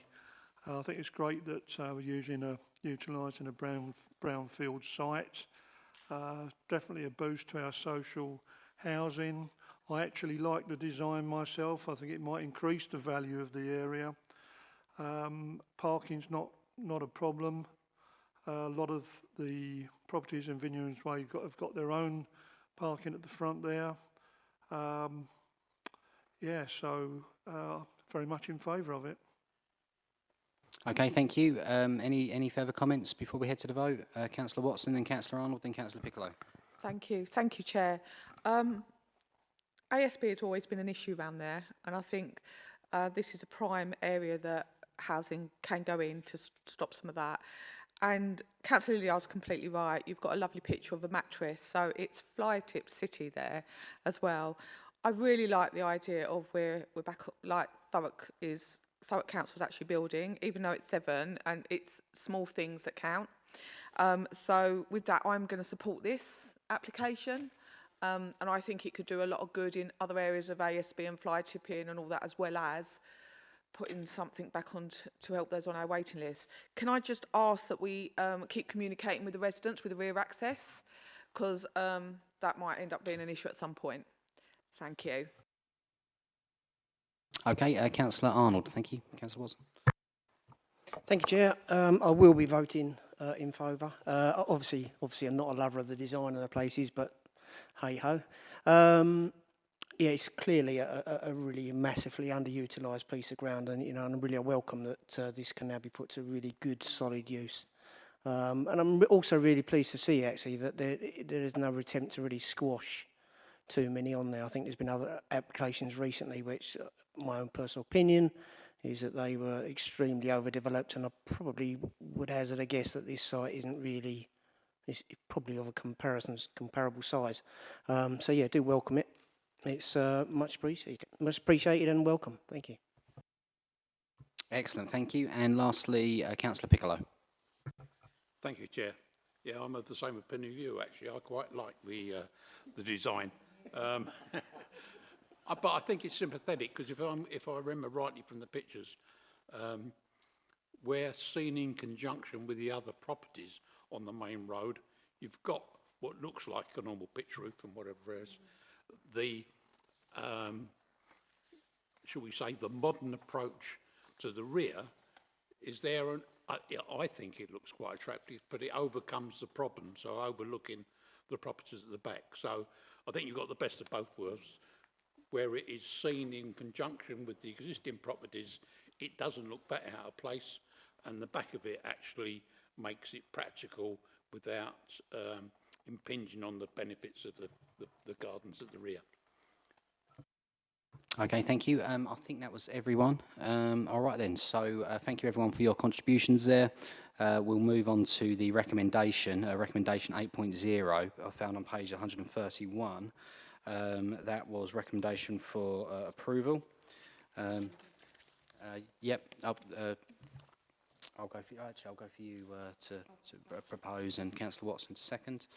Okay, so all those in favour, please raise your hands. Excellent, thank you. That's unanimous. Brilliant. Okay then. So that then agenda item 11, garage area rear of 33 to 53 Vigorans Way, Chadwell, has been approved. Thank you everyone for your contributions there, and that takes us on to agenda item 12, 1 to 431 Odds, Broxburn Drive, and Nadia, if you'd be so kind as to present a report. Thank you. Thank you, Chair. Good evening, members. Good evening, members of the public. Hope everyone can hear me okay. Thank you, Kenna.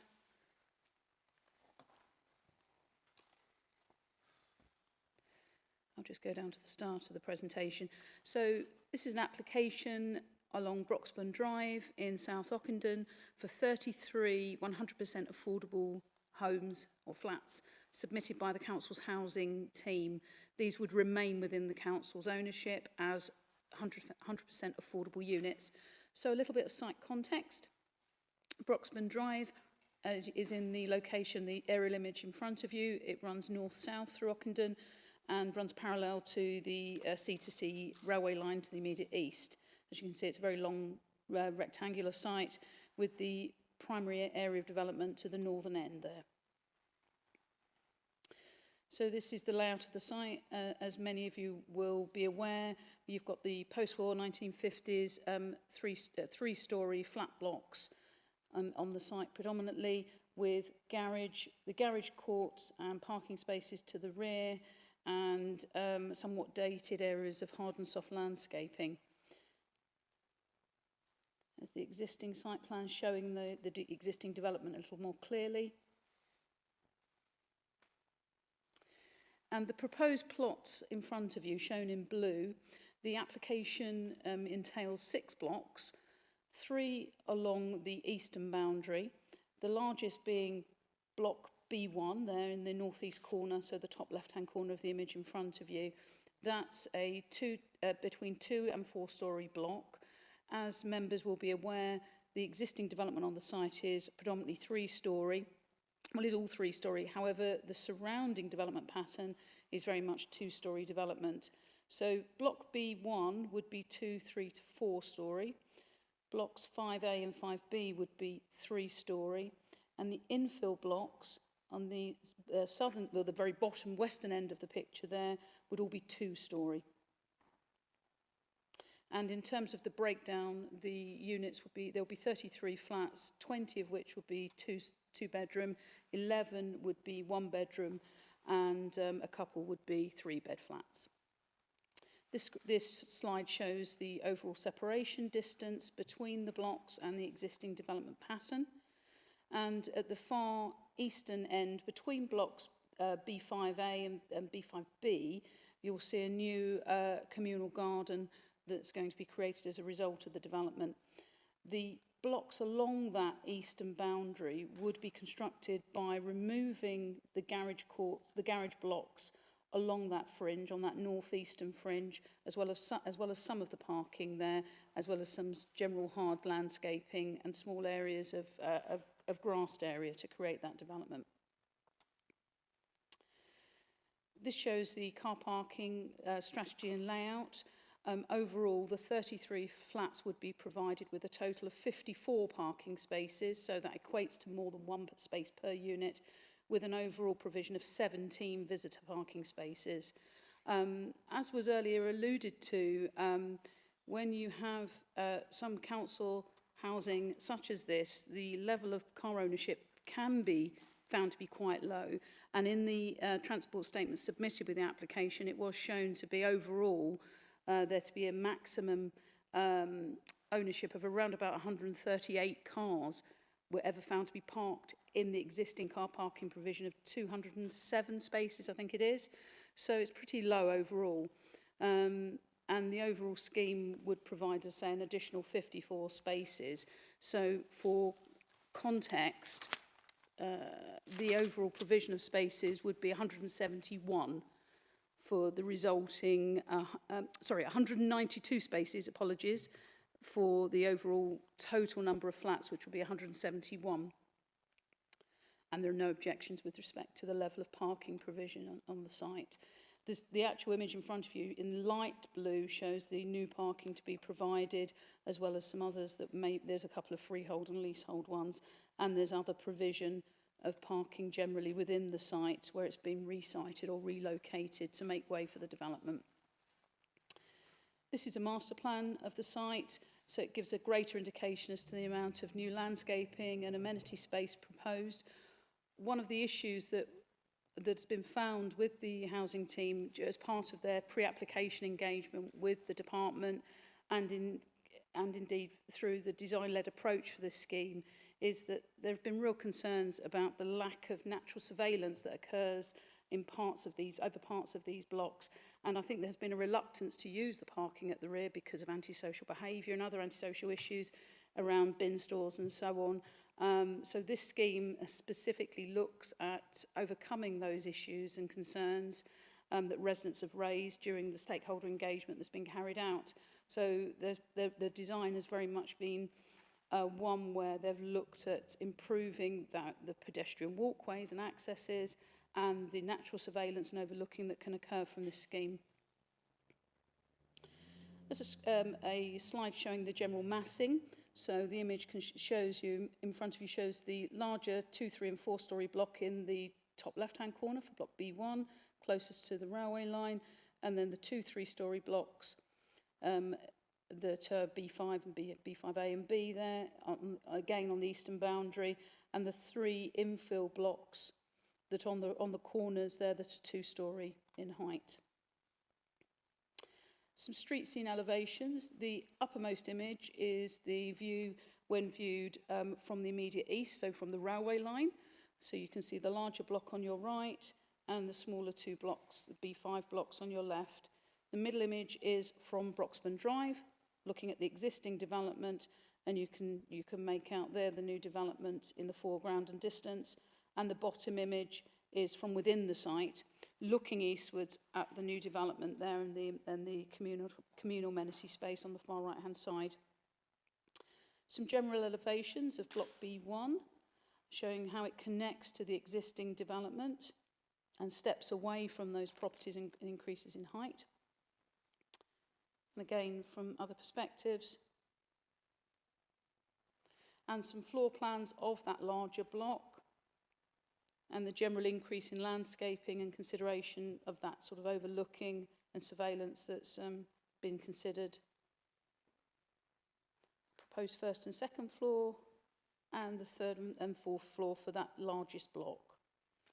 And there's a sketch view of that larger block, how it would tie in with the existing development pattern. So that's looking directly north. So to the right-hand side of the image would be the railway line there. And these are elevations of block 5B, so the 3-storey block at the far easternmost side of the site, and block 5A. As you can see, it's quite a contemporary design, and it wouldn't be appropriate in this instance to try to mimic the existing development pattern or style, really, with respect to the 1950s flat blocks. It should be still of a high quality, and it will all come down to the materials and the detail of the scheme, really, because it's not a design that would be we would expect to be encouraged to match or blend as such. It should be good in its own right, given what it's trying to do. Some floor plans of blocks 5A and B.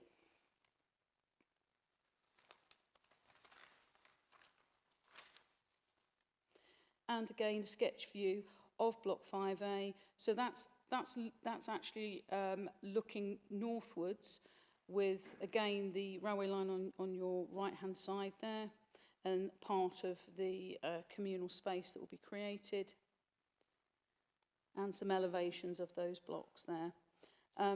These elevations are of the 2-storey infills, which will be visible and more prominent in Broxburn Drive on the highway itself. And some floor plans showing how they would connect to the existing blocks.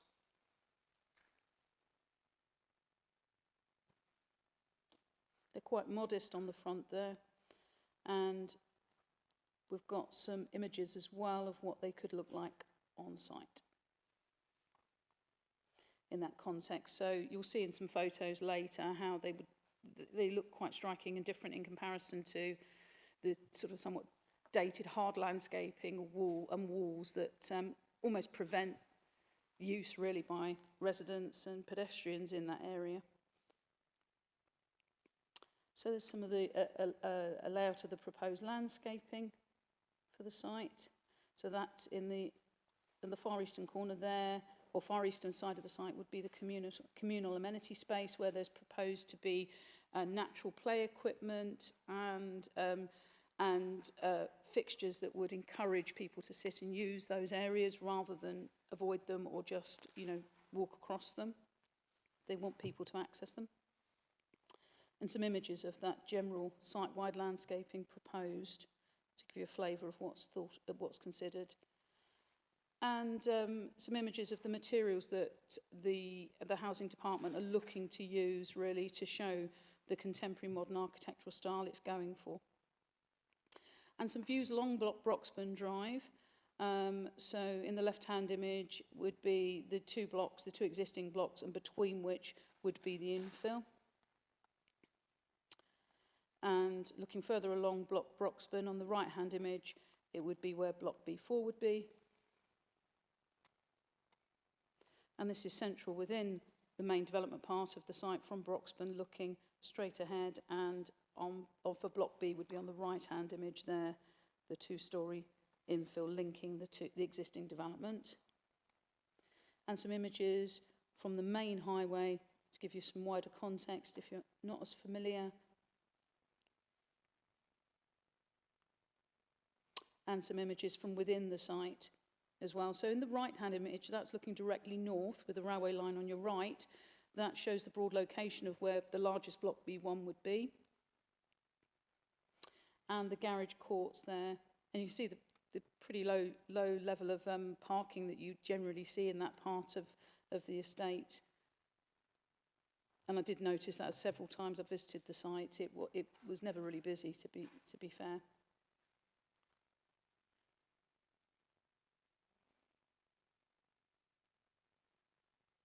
So the image on the right-hand side there, again, it's from within the site with the railway line on your left in that right-hand image, and that's the broad location of where the two blocks B5A and B would be located, and the amenity space would be provided.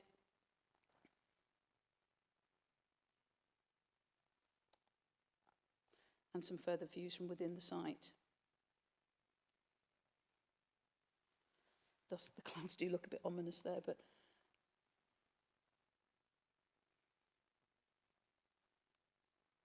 so overall, the proposal would be acceptable in principle. It would provide, again, 100% affordable housing alongside education contributions for both nursery and secondary levels, as well as NHS healthcare contributions. It would introduce a contemporary style with high quality materials to complement the site, and would improve the layout of the estate, providing a communal amenity space, improved natural surveillance and pedestrian access and landscaping. All impacts relating to neighbour amenity, highway matters and visual amenity are all considered to be acceptable, and it's recommended to members for approval tonight, subject to Cabinet approval. So in a sense, you'd be giving a resolution, if you do go with the recommendation, resolution to grant permission, because the Housing Department are in the process of drafting their Cabinet report to go to Cabinet in the coming very soon months, to actually seek approval for this and to secure the contributions for education and healthcare and the affordable housing within that Cabinet report, just to make that clear to members in terms of what they're actually considering a recommendation on. That recommendation is on page 156 in your agenda, and I'm happy to take any questions if you have any. Okay, thank you. Over to questions. Steve Taylor to start, thank you. Thanks, Chair. Thanks, Nadia. That kind of, I think, overdosed me in photographs. So I've got two questions. The first one is there a reason why we can't see those presentations full screen, which just might help, because you can't read any of the text on them, or I can't, and I'm sure I'm not the only one who might struggle with that. So that would be my first question, but that's somewhat of a side issue. The second one is, whilst the development were going on, what mitigation is there for the people that are currently living adjacent to where that's taking place? I only ask the question because there's bound to be some significant disruption, and I don't know if anyone's formed an opinion on it or the residents have. If I may, Chair, thank you. If we can bring up the presentation again, if that's okay, Kenneth.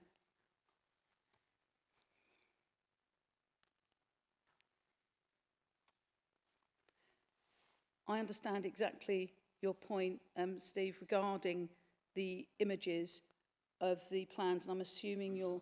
It's not just this one, so it's kind of something to take away, and I think... Yeah, I have tried to blow some of these up, particularly, I'm thinking in regard to even things like this. You know, this is a particularly large site with a lot of detail on, so there does come a point where the greater you increase the magnification, you can lose some of that detail. But I appreciate it's not necessarily full screen, but that is something we could look at and discuss with Democratic Services to see if there's anything we could do. So thank you for that point. That's noted, and we'll take that on board.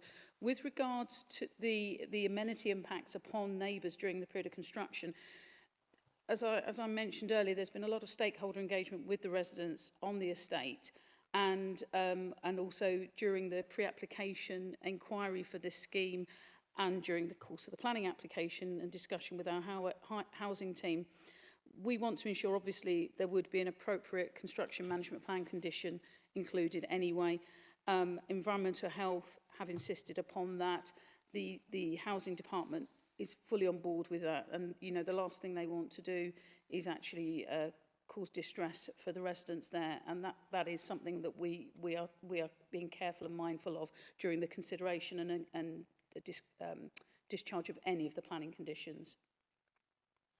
Thanks, Nadia. I guessed it wasn't something that had been overlooked, but I just wasn't sure, you know, what it wasn't mentioned, or I didn't pick it up in the thing. But thank you. Okay, thank you. Councillor Polly. Thank you, Nadia. The blocks that are along by the railway bank,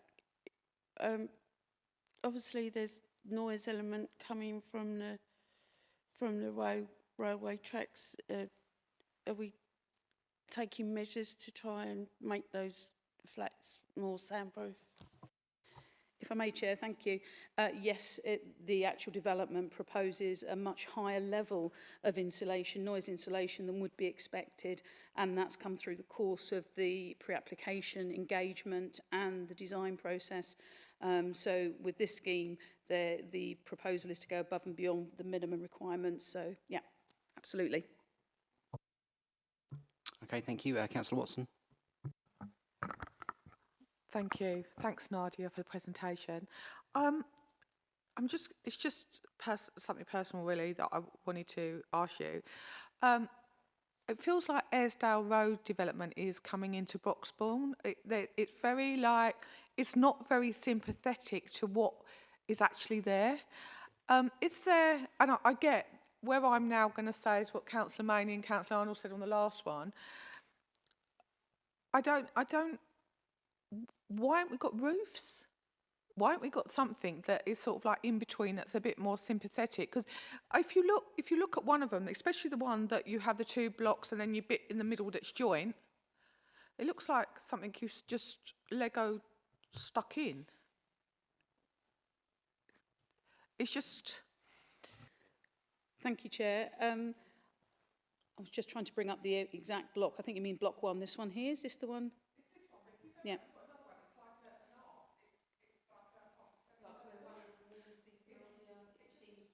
Do you mean one of the infill ones? Yeah. Then these ones here. Yeah, I think if we look at I will talk you through this. If we look at the layout above at pre-application stage, we discussed options with the housing team and the planning agents as to what could be possible. Obviously, we're mindful of schemes that would involve development completely along the railway line boundary because of potential impact on noise, and also we're mindful of what could be carried out in terms of layout and design and what would actually fit with the existing estate there. I think with respect to the infills in particular, in terms of your comment about the height and the lack of, say, a pitched roof, is that it would be quite difficult to actually find a development that would suitably fit in as an infill and would work. If you went for something that actually tried to mimic and replicate the existing pitch and scale, it would look quite jarring, in my professional opinion.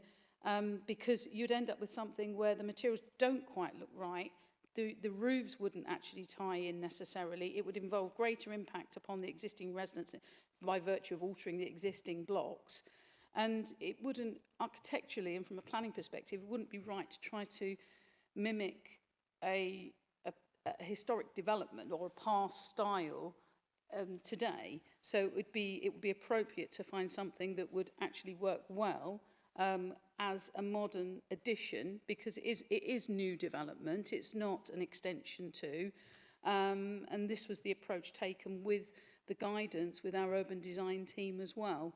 And these are obviously flat roof schemes with a parapet there for the infills, and we're mindful of the character and appearance of the street scene in Broxbourne, which is predominantly 2-storey rather than the 3-storey estates. 3-storey estate overall. Your comment regarding is Arisdale coming to this part of Ockenden, I would disagree with that. We have an established character in this part of South Ockenden.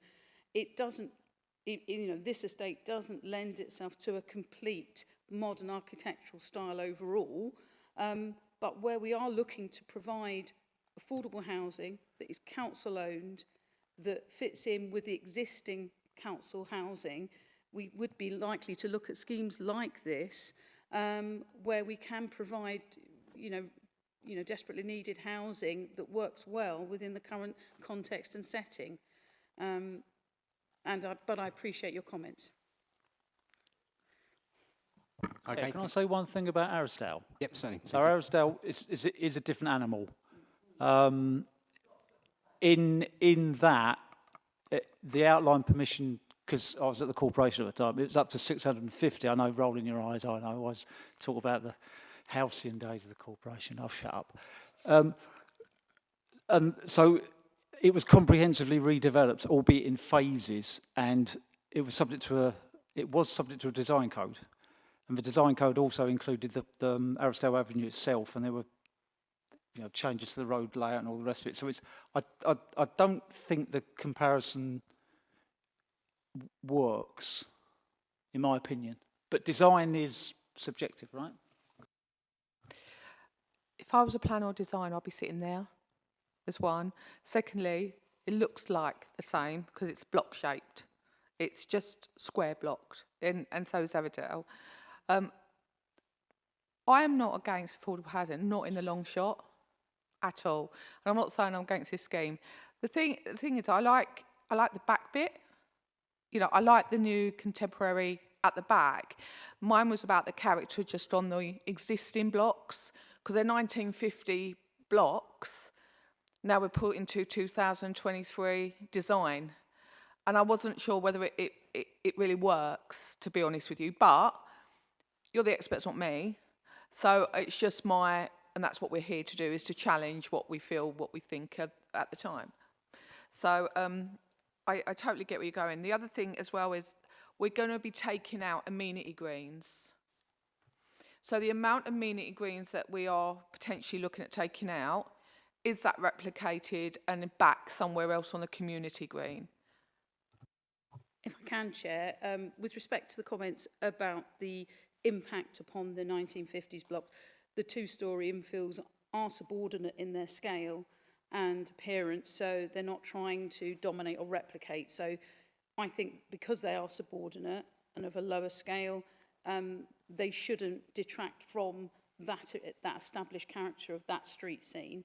With respect to the amenity space, some small areas of amenity green would be lost to make way for one of the block B5B and the eastern block, but overall you've got around 700 square metres of communal amenity space that's going to be provided and brought together as a result of this development, which is great actually, because it'd be likely to lead to development that's actually usable by the residents rather than provides a setting or is a pathway within the estate. So I think it's going to be more meaningful actually, and it's very little amenity or grassed area it's lost as a result. It's primarily hard landscaping and some garage courts and so on. Okay, thank you. Any further questions at this point? No, okay. So we'll move on to a statement of support. And this is from a Fiona Hart, who will be joining us through Microsoft Teams. So we'll just have to check that's working. Kenna, if you're able to...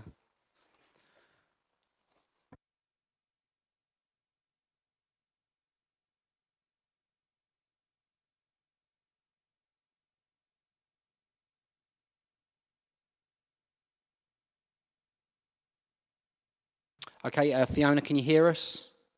I can hear you. Can you hear me? No.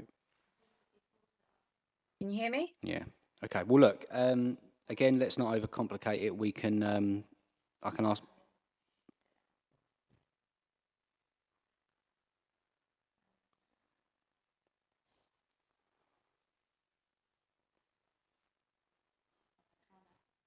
Okay, Fiona, can you hear us?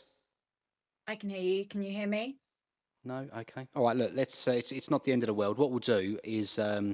I'll just give the committee precisely 3 minutes to read out this, or just read amongst yourselves this statement. And I think going forward, I think we've had this conversation. I think we need to block it's not an issue with this, but this Microsoft Teams stuff. I think really, if people want to speak, they do need to be here. I think that's something we'll have to insist upon in the future. But never mind. Let's. I'll give you 3 minutes in which to read this statement. Thank you.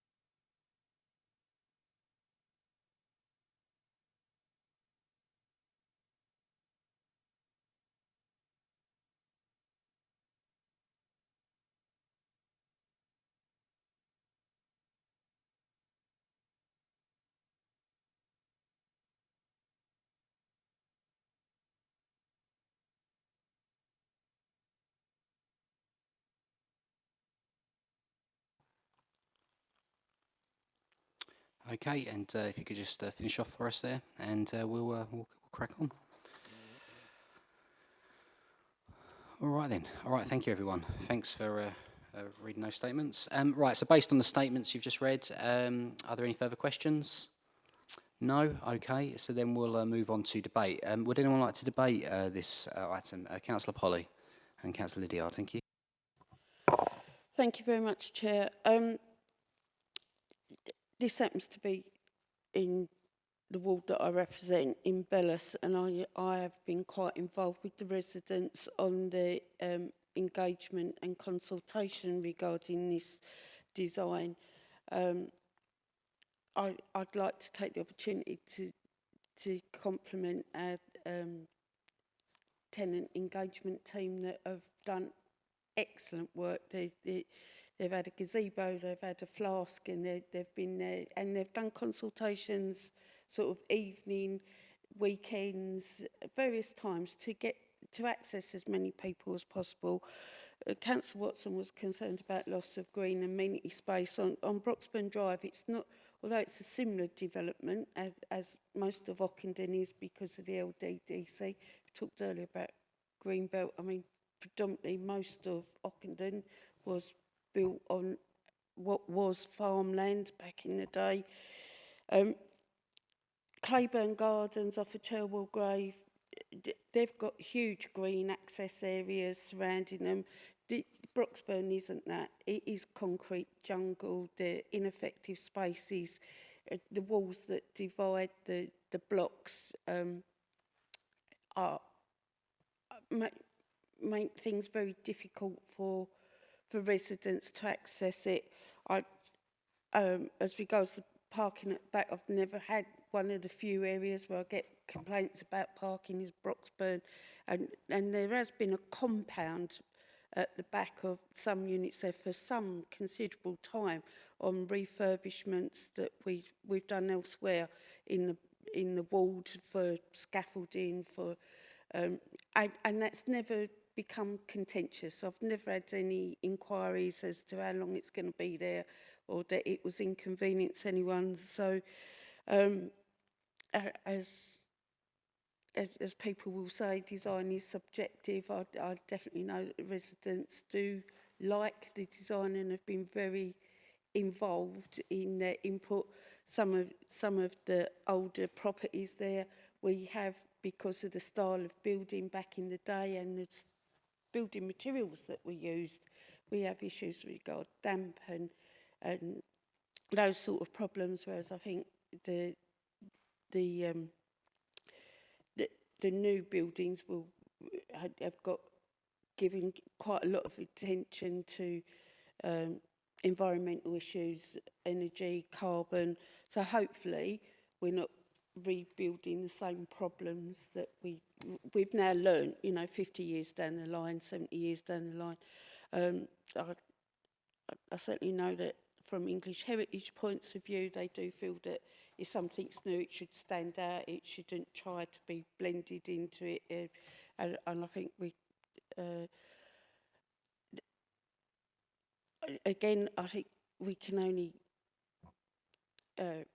be pleased that we are under difficult times at this council, but to see another scheme where we are actually delivering housing for our residents. These will be tenants that are on our waiting list that are needing to access accommodation. I think this scheme has had a lot of thought behind it, and the engagement that has been done with the residents, I think, can only be commended, and I'd certainly be supporting this. Thank you, Chair.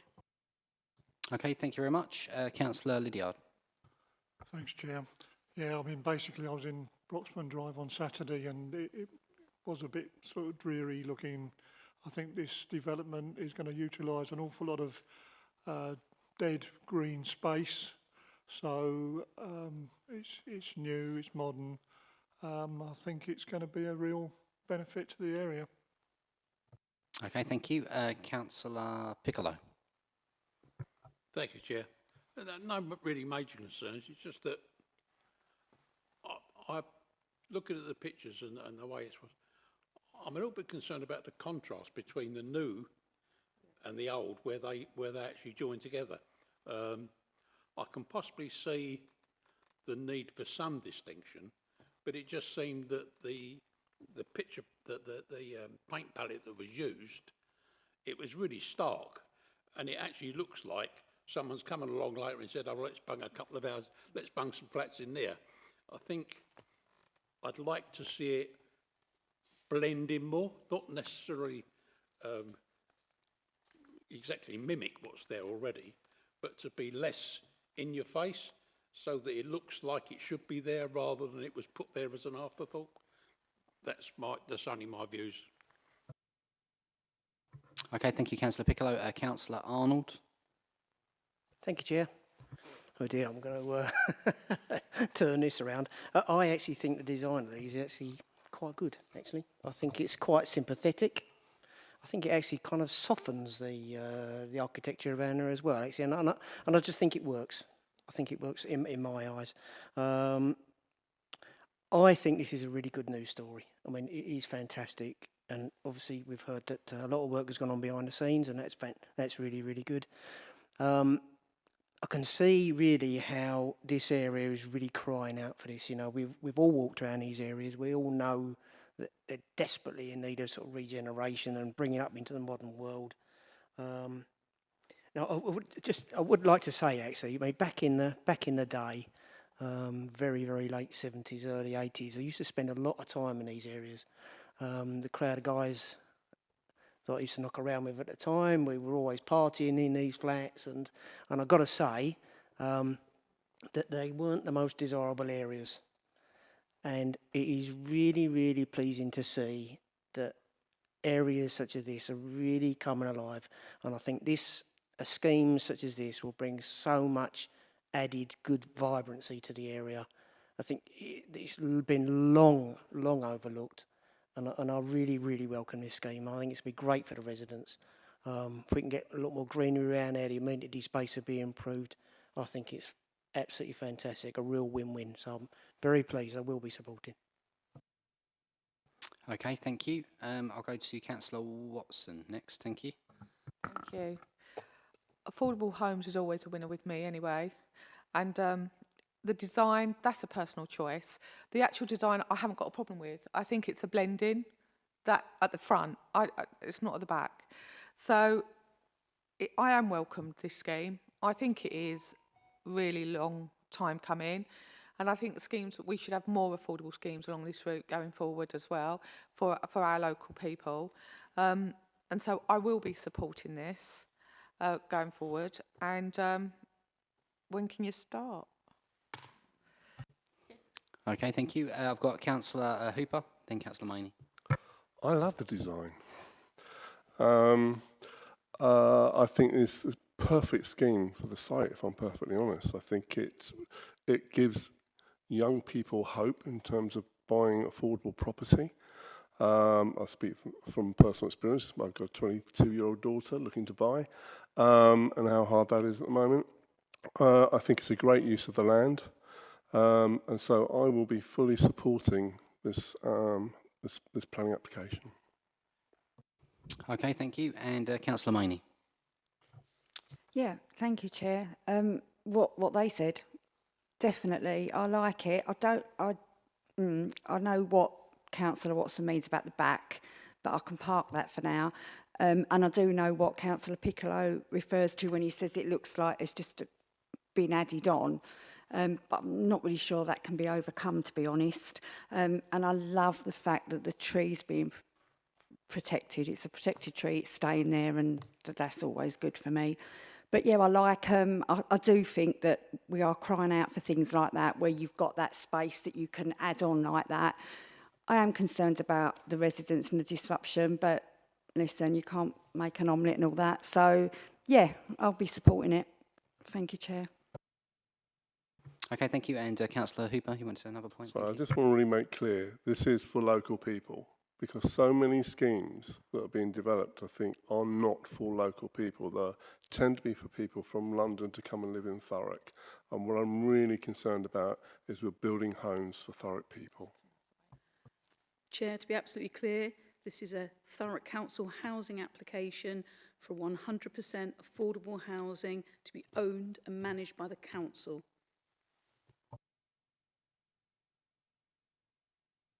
Okay, thank you. Excellent. Okay then, I think that's everyone.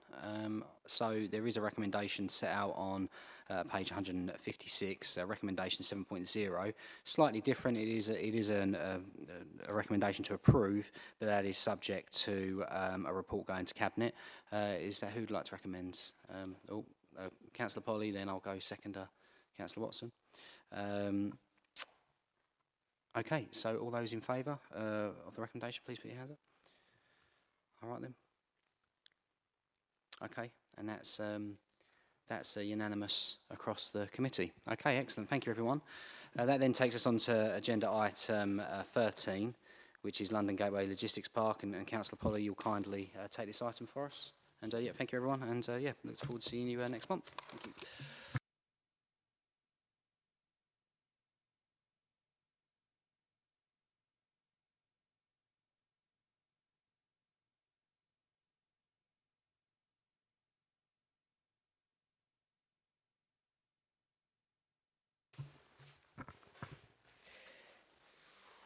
So agenda item 13, and we'll go to Matt Gallagher to introduce the report. Thank you, Chair. I think there's a short presentation, so you bear with me. Thankfully, short presentation.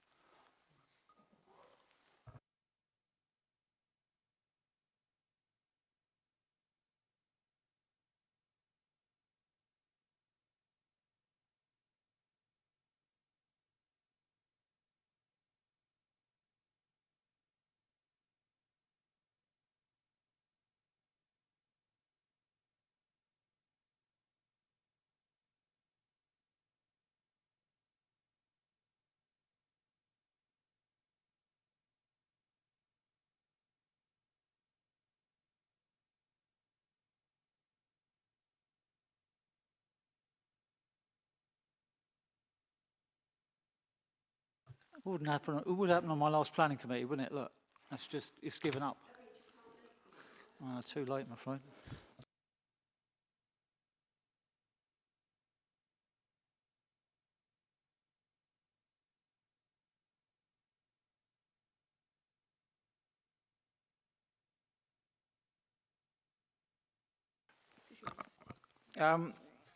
Yeah, sorry for that. Sorry about that. Okay, you've got a report before you about London Gateway Logistics Park. So there's the site, the eastern end of the borough. It's a big site. It's about 220 hectares, and it benefits from a local development order, which was made by the council in 2013, and basically grants planning permission for about 830,000 square metres of principally logistics floor space. I'm picking up that was the wrong one. So that's what it looks like now, approximately. So if you ignore the port, which is at the bottom of the screen, south of the railway line, the logistics park is basically to the north and to the west of the tank farm, which my assistant will point out shortly. So the existing LDO, local development order, was time limited for 10 years. So it's shortly to expire, early part of November. And one more slide, please, John. Get my money's worth. So what you've got there basically is what has so far been built out or is under construction under LDO 1. So the red has been built out. You've got a couple of blues which are, were under construction in March when this plan was drawn up. And you've got the red road network which has been completed. We are working on LDO 2, and we have been working on LDO 2 for a good while.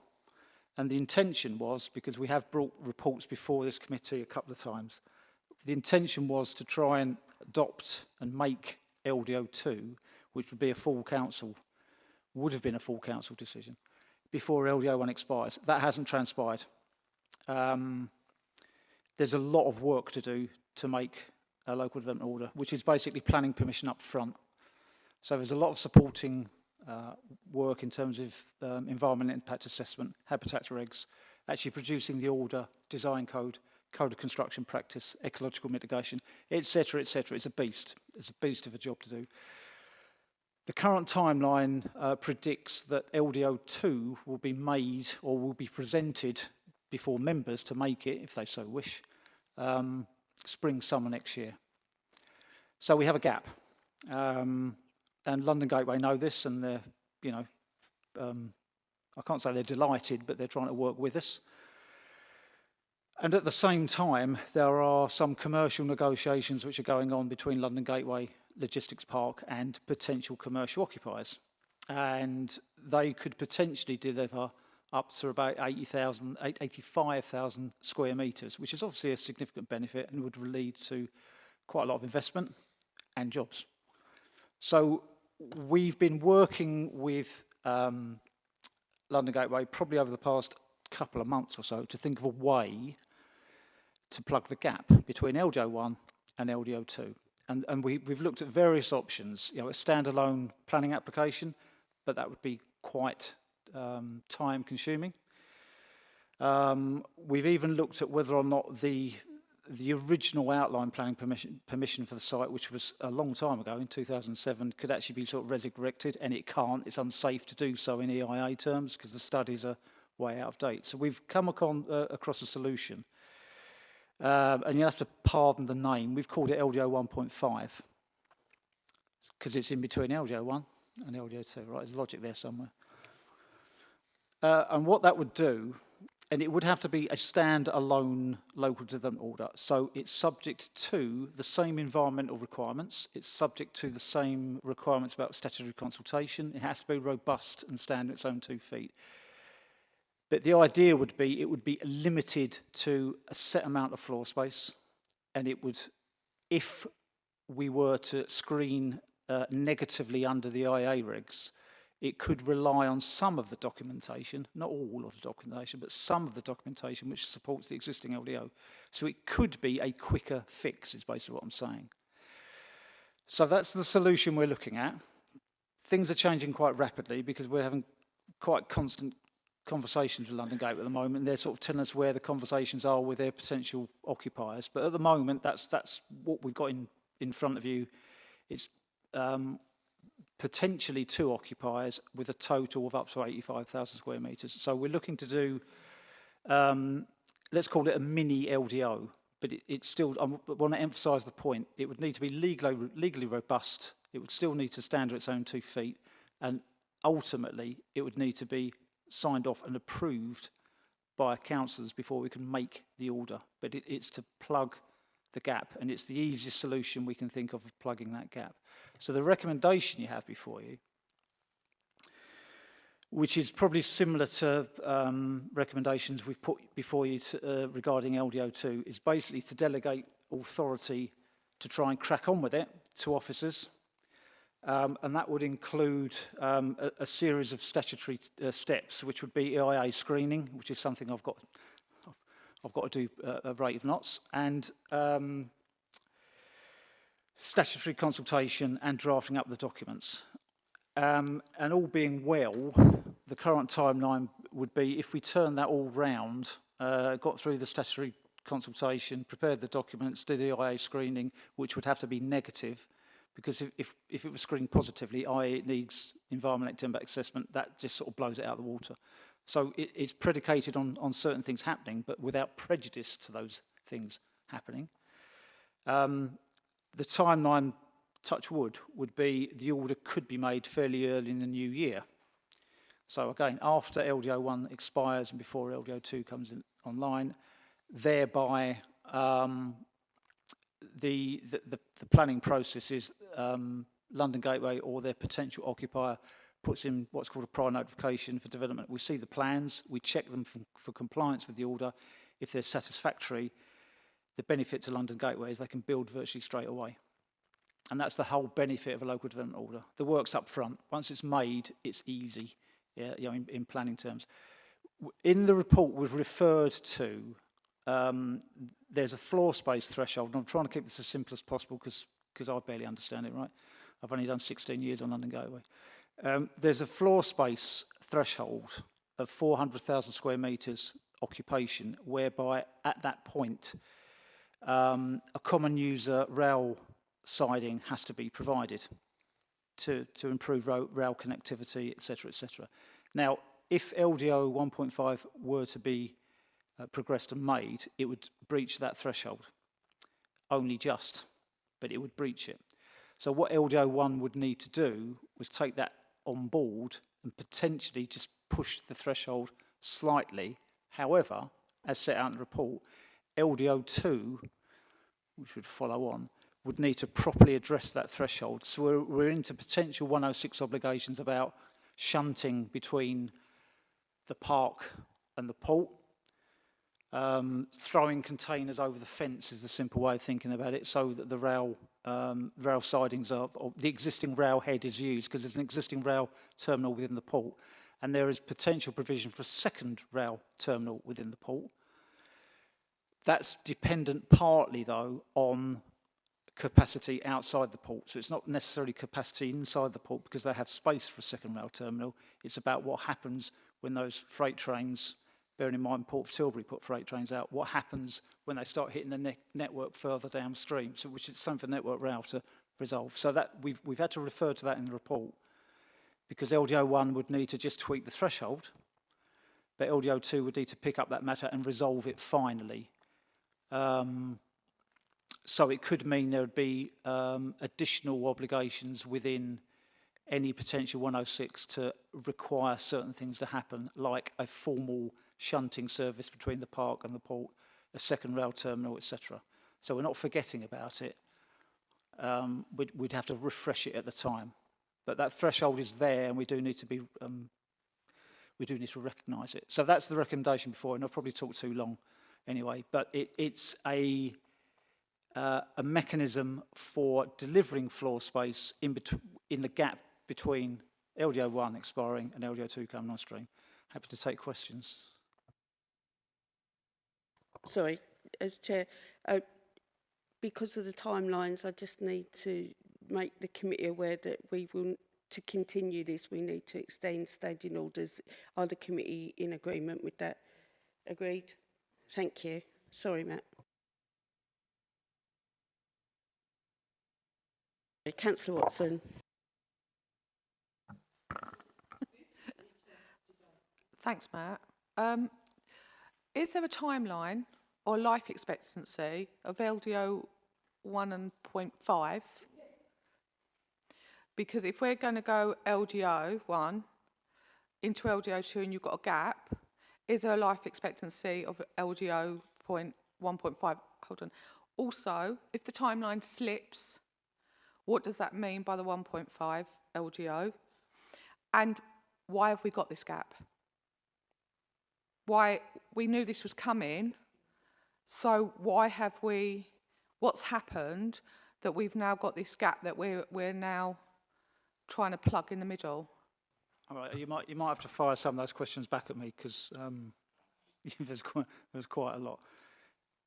The LDO 1.5 would need to be limited. It would need to be limited in extent in terms of floor space, point one. In terms of the timeline, I can't provide you with a watertight answer at the moment, because the thing hasn't been drafted yet. This is very embryonic. And things need to happen, like EIA screening, and then if we get a certain answer, then we can progress. Worst case scenario, if EIA screening reaches a positive screening opinion, then LDO 1.5 doesn't fly. But there would need to be limitations on LDO 1.5. The authority, local planning authority, has legal advice on this one, because it's fiendishly complicated. And you've raised some very good points. And when we took a report to you, I can't remember when it was, you've raised some points as well, which goes back to the point of it's the council which has to make the order. London Gateway can't do it, we're the planning authority. And we should be doing it in a manner which is robust and transparent and defendable, ultimately, because we need to protect our position. So we're trying to help out our economic partner in London Gateway as we try and help out other people, but within the confines of doing it properly. So there would need to be limitations. I haven't got my head round at this stage whether or not that LDO 1.5 would include a time limitation. Because depending on the extent of the red line, I'm freewheeling a bit here, you can probably guess. Depending on the extent of the red line, if LDO 2 comes on board, would that supersede, in spatial terms, LDO 1.5? I haven't quite got the answer. But potentially, yes, if it does need to be time limited as well as floor space limited, we'll take legal advice and go from there. I think one of the other questions is why the delay. We did the best we can, and a lot of it's on me.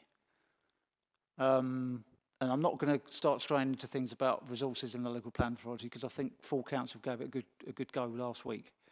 I've been involved in the site and London Gateway since 2007, but unfortunately, I'm speaking quite candidly, and I'll be careful what I say because it's on being streamed. A lot of it is just on me, and there's a lot on at the authority. So partly it's on me, partly it's on the thing because it is complicated. It's all the works up front.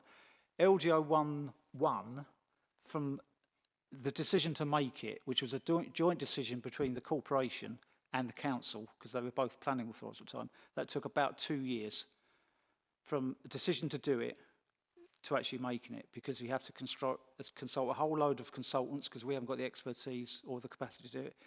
You have to draft documents, you have to go for consultation, you have to have a supporting environmental statement.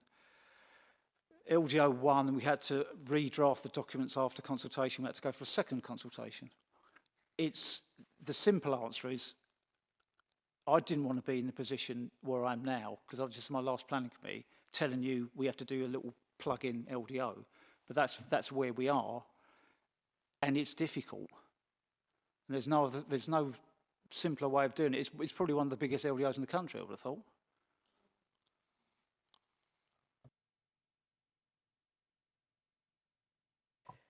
Councillor Watson, Tracy Coleman's just going to come in to offer some additional information on your question. Thank you, Chair. I just wanted to reiterate what Matt is saying, the fact that it's an extremely large application in the sense of development, and if it was a planning application, then it would take a significant amount of time because of all the environmental factors that would need to be dealt with. I think part of the certainty and assurity with what we're doing is the actual space has a red line around it and it is limited, and subject to the EIA screening, we know that the LDO 1 can cover it off because it's covered that wider area in any case. So I think also part of the fact that despite the fact that, we have been tightly resourced, I think the issue is that when they get a customer or a client who wants to take this, they want it and they want it now. And so it's very difficult to plan the future to know when some of these things are going to come online quickly, because they all of a sudden get somebody who wants it, there is a sort of international context to this as well, where people are coming here and sort of, oh yeah, where should we go? Right, we'll go there because it's available, and the availability and the timing is actually a key factor in the success of these units being taken up. But the confidence that we'd like to give you is that it is very contained the area. And as Matt said, if it doesn't meet the set criteria, then it will not move forward, and it will not be anything over and above the area floor space that's discussed.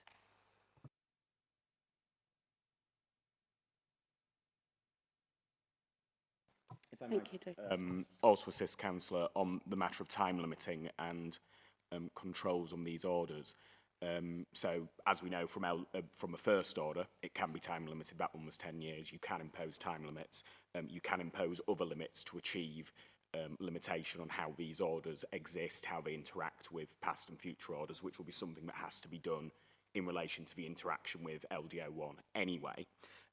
The Council also has a power to revoke these at any time. So Section 61A6 provides that a local planning authority may revoke a local development order at any time.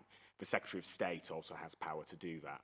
So there are controls that are there so that you as a council can make sure that, you know, LDO 1.5 doesn't become a beast of its own that can't be controlled. Absolutely.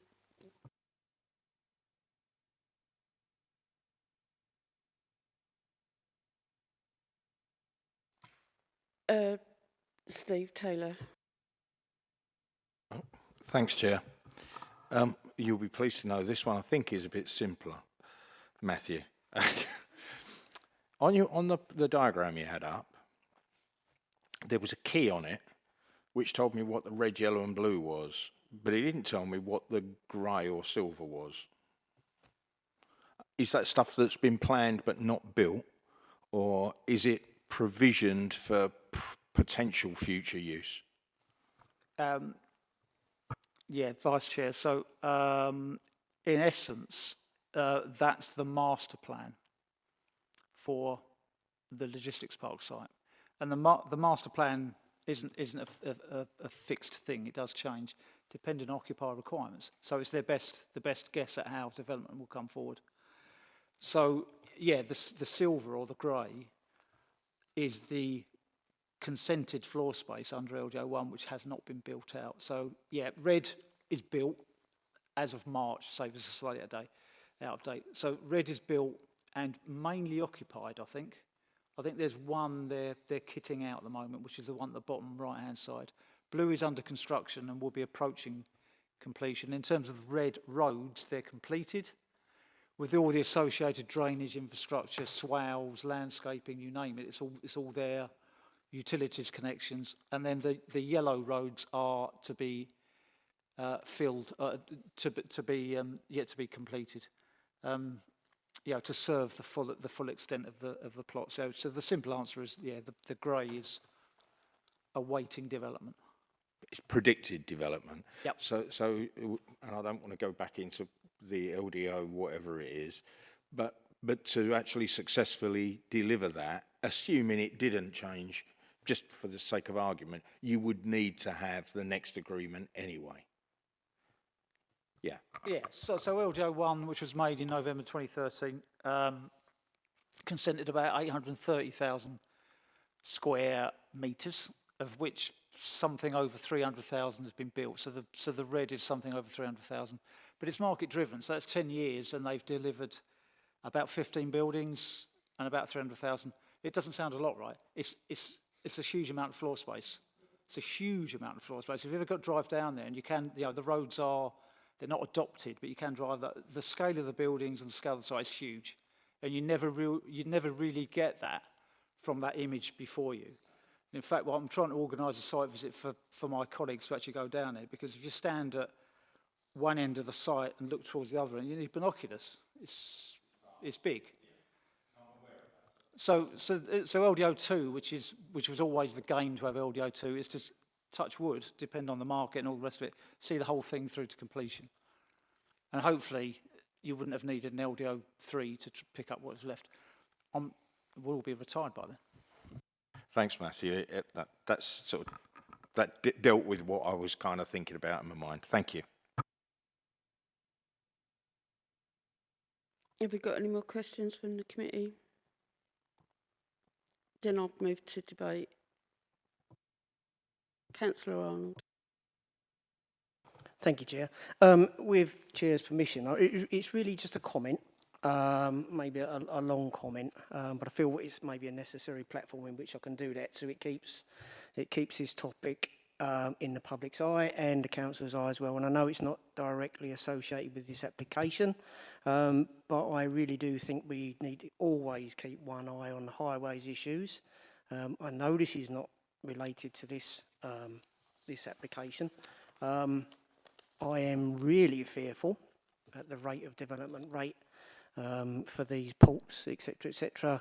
Very familiar with the road network around that area. It is already becoming overloaded. If there is ever an issue with the Manaway, we are going to have a massive problem down there instantly. So again, I'm just bringing this to the committee's attention and to highways, because this is going out and it's going to be recorded. One very obvious thing sort of my attention was drawn to the other day. I was in the petrol stations on the A13, and the container trucks were already queuing up in the petrol station, diesel station, and actually going in onto the A13. I mean, there may be refuelling facilities within the port, and there may be plans for refuelling facilities in the future. But we mustn't take our eye off this ball, because it is going to be coming to us pretty fast and pretty heavy. Every month this is going to get a little bit worse. So please, again with this forum, can we please just keep an eye on this one? I will leave it there, because what actually drew my attention to this was actually looking on the front page, and it says wards and communities affected. And obviously it's all the SS17 wards. And I will stress again, it will majorly impact these wards if we do not take care of the highways issues pretty fast. Thank you.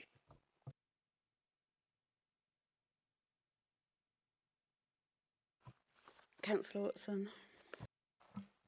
Thank you, Chair. So, I agree with Councillor Arnold, actually. We need to look at the infrastructure that surrounds this, not just the port itself. And I think London Gateway needs to take a slight responsibility on that as well, on how they manage what goes on into London Gateway. In consideration, we also got additional ports. We're probably the one with the most ports ever, it feels like. But so in terms of the LDO 1 and 1.5, for me, I'm for that. We can't be seen to have not a gap. My risk is that, for me, is that it will become a beast on its own, and that's why I'm looking at legal now to ensure that it doesn't.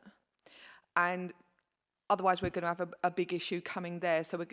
And the other thing I'm worried about is if it encroaches above that floor space, and we need to somehow forecast the LDO2 to take everything into consideration when everything starts happening up there again. I'm for it, because we have to be, and we have to keep this moving. But Councillor Arnold's completely right. I think we need to keep the infrastructure at the forefront of our mind in the surrounding ward areas. Thanks. Thank you, Chair. Are there any other members that wish to make any comment? Right. Then I'd like to make a few comments. I absolutely support members' comments. I think we are the powerhouse within Essex, I think, as regards Tilbury, Freeport. In fact, the port in Councillor Watson's ward is the Deep Wolf, the Cobblefret port there as well. I think that doesn't always get recognised. That's growing, and we've seen some improvements to infrastructure in that area. But again, it has to be tempered with our residents. I mean, Councillor Arnold mentioned the walls that are affected. I don't think that's extensive enough. I think that there is every single ward in Thurrock that will be affected by these traffic movements, and with the greatest of respect, you know, the west of the borough have probably have suffered these traffic movements a lot longer and are affected more by it. So I think the mention of the potential of looking for more rail cargo rather than truck cargo is something that we need to lobby MPs as well to make representation to government to see about making sure that that is in the strategic infrastructure plans going forward, that there is increased capacity on our rail network. We all want to try and get away from fossil fuels and get less road traffic movements. So I think that is something for members that we need to take forward and support the officers. I can only thank the officers for being so proactive and given the pressures that they are under within their departments, that they're still being innovative and still trying to offer solutions to problems. I think that it can only be commended.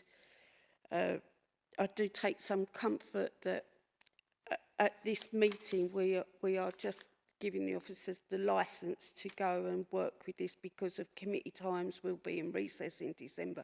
This allows officers to crack on and do an extensive piece of work that can come back for councillor consideration sooner. So my thoughts on this, that it's a potential solution to a problem, but it does need careful monitoring, and I will thank our legal advice this evening. It's been very helpful, and also our new interim planning officer for their input. I need to move towards the recommendation, and I think we can also make recommendation. We'll make recommendation here at the committee, but I think that we can also take some of these comments forward to portfolio holders as well, so that they are aware of the debate that has gone on and the comments that have been made tonight, because I think they are very relevant. I could certainly take some of that to Cabinet when the paper goes there. But again, we want to thank all the officers for all their hard work, and we have got some huge challenges in Thurrock, and they always rise to the occasion and they always give us good service. So I'd like to make a note of saying thank you to them, and especially to Matt as Gallagher, as it is his last planning committee with us, which he'll be cold to feel. Matt Gallagher, thank you very much. So all that said, I will move on the recommendation on page 166, recommendation 1.1, to note and report and delegate authority to strategic lead development services and major applications manager to progress preparation of LDO 1.5 in respect of up to 85,000 square metre of commercial floor space, including the stages of environmental impact assessment, screening, and also including delegated authority to undertake statutory consultation and publicity as soon as draft LDO 1.5 and supporting documentation is complete. I'm glad to see the consultation. Is that agreed? Agreed. Thank you.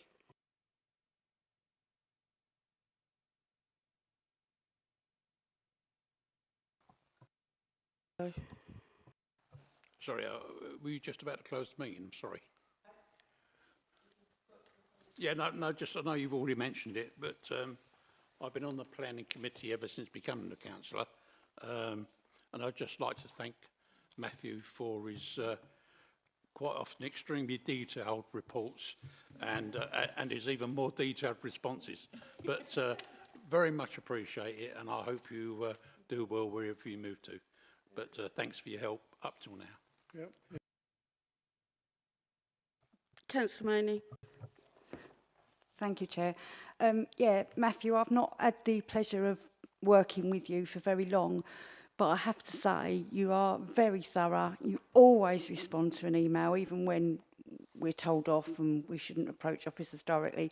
You always do. You always give me all the answers that I want, and, you know, I'm sad that I'm not going to learn from your advice longer, because I've certainly learned I've certainly learned a lot from you in these 4 months. You've been great, and I wish you well. Thanks very much.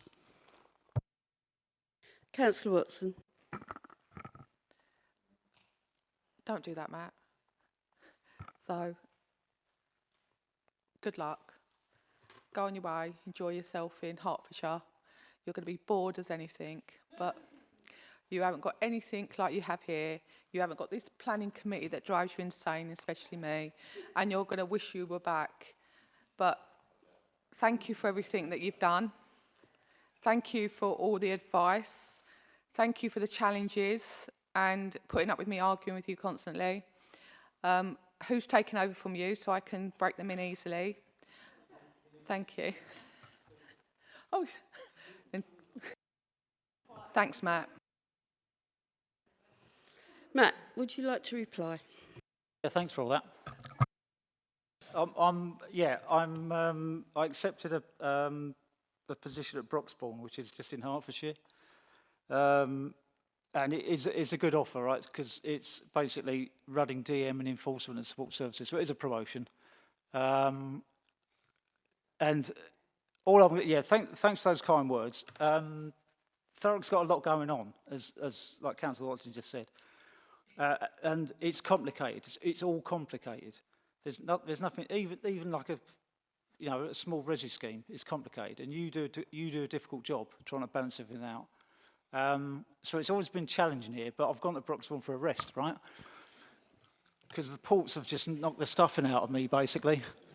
I might get bored, but they're paying me more, so.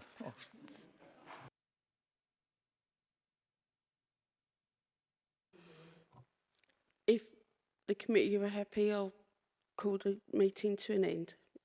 Thank you very much.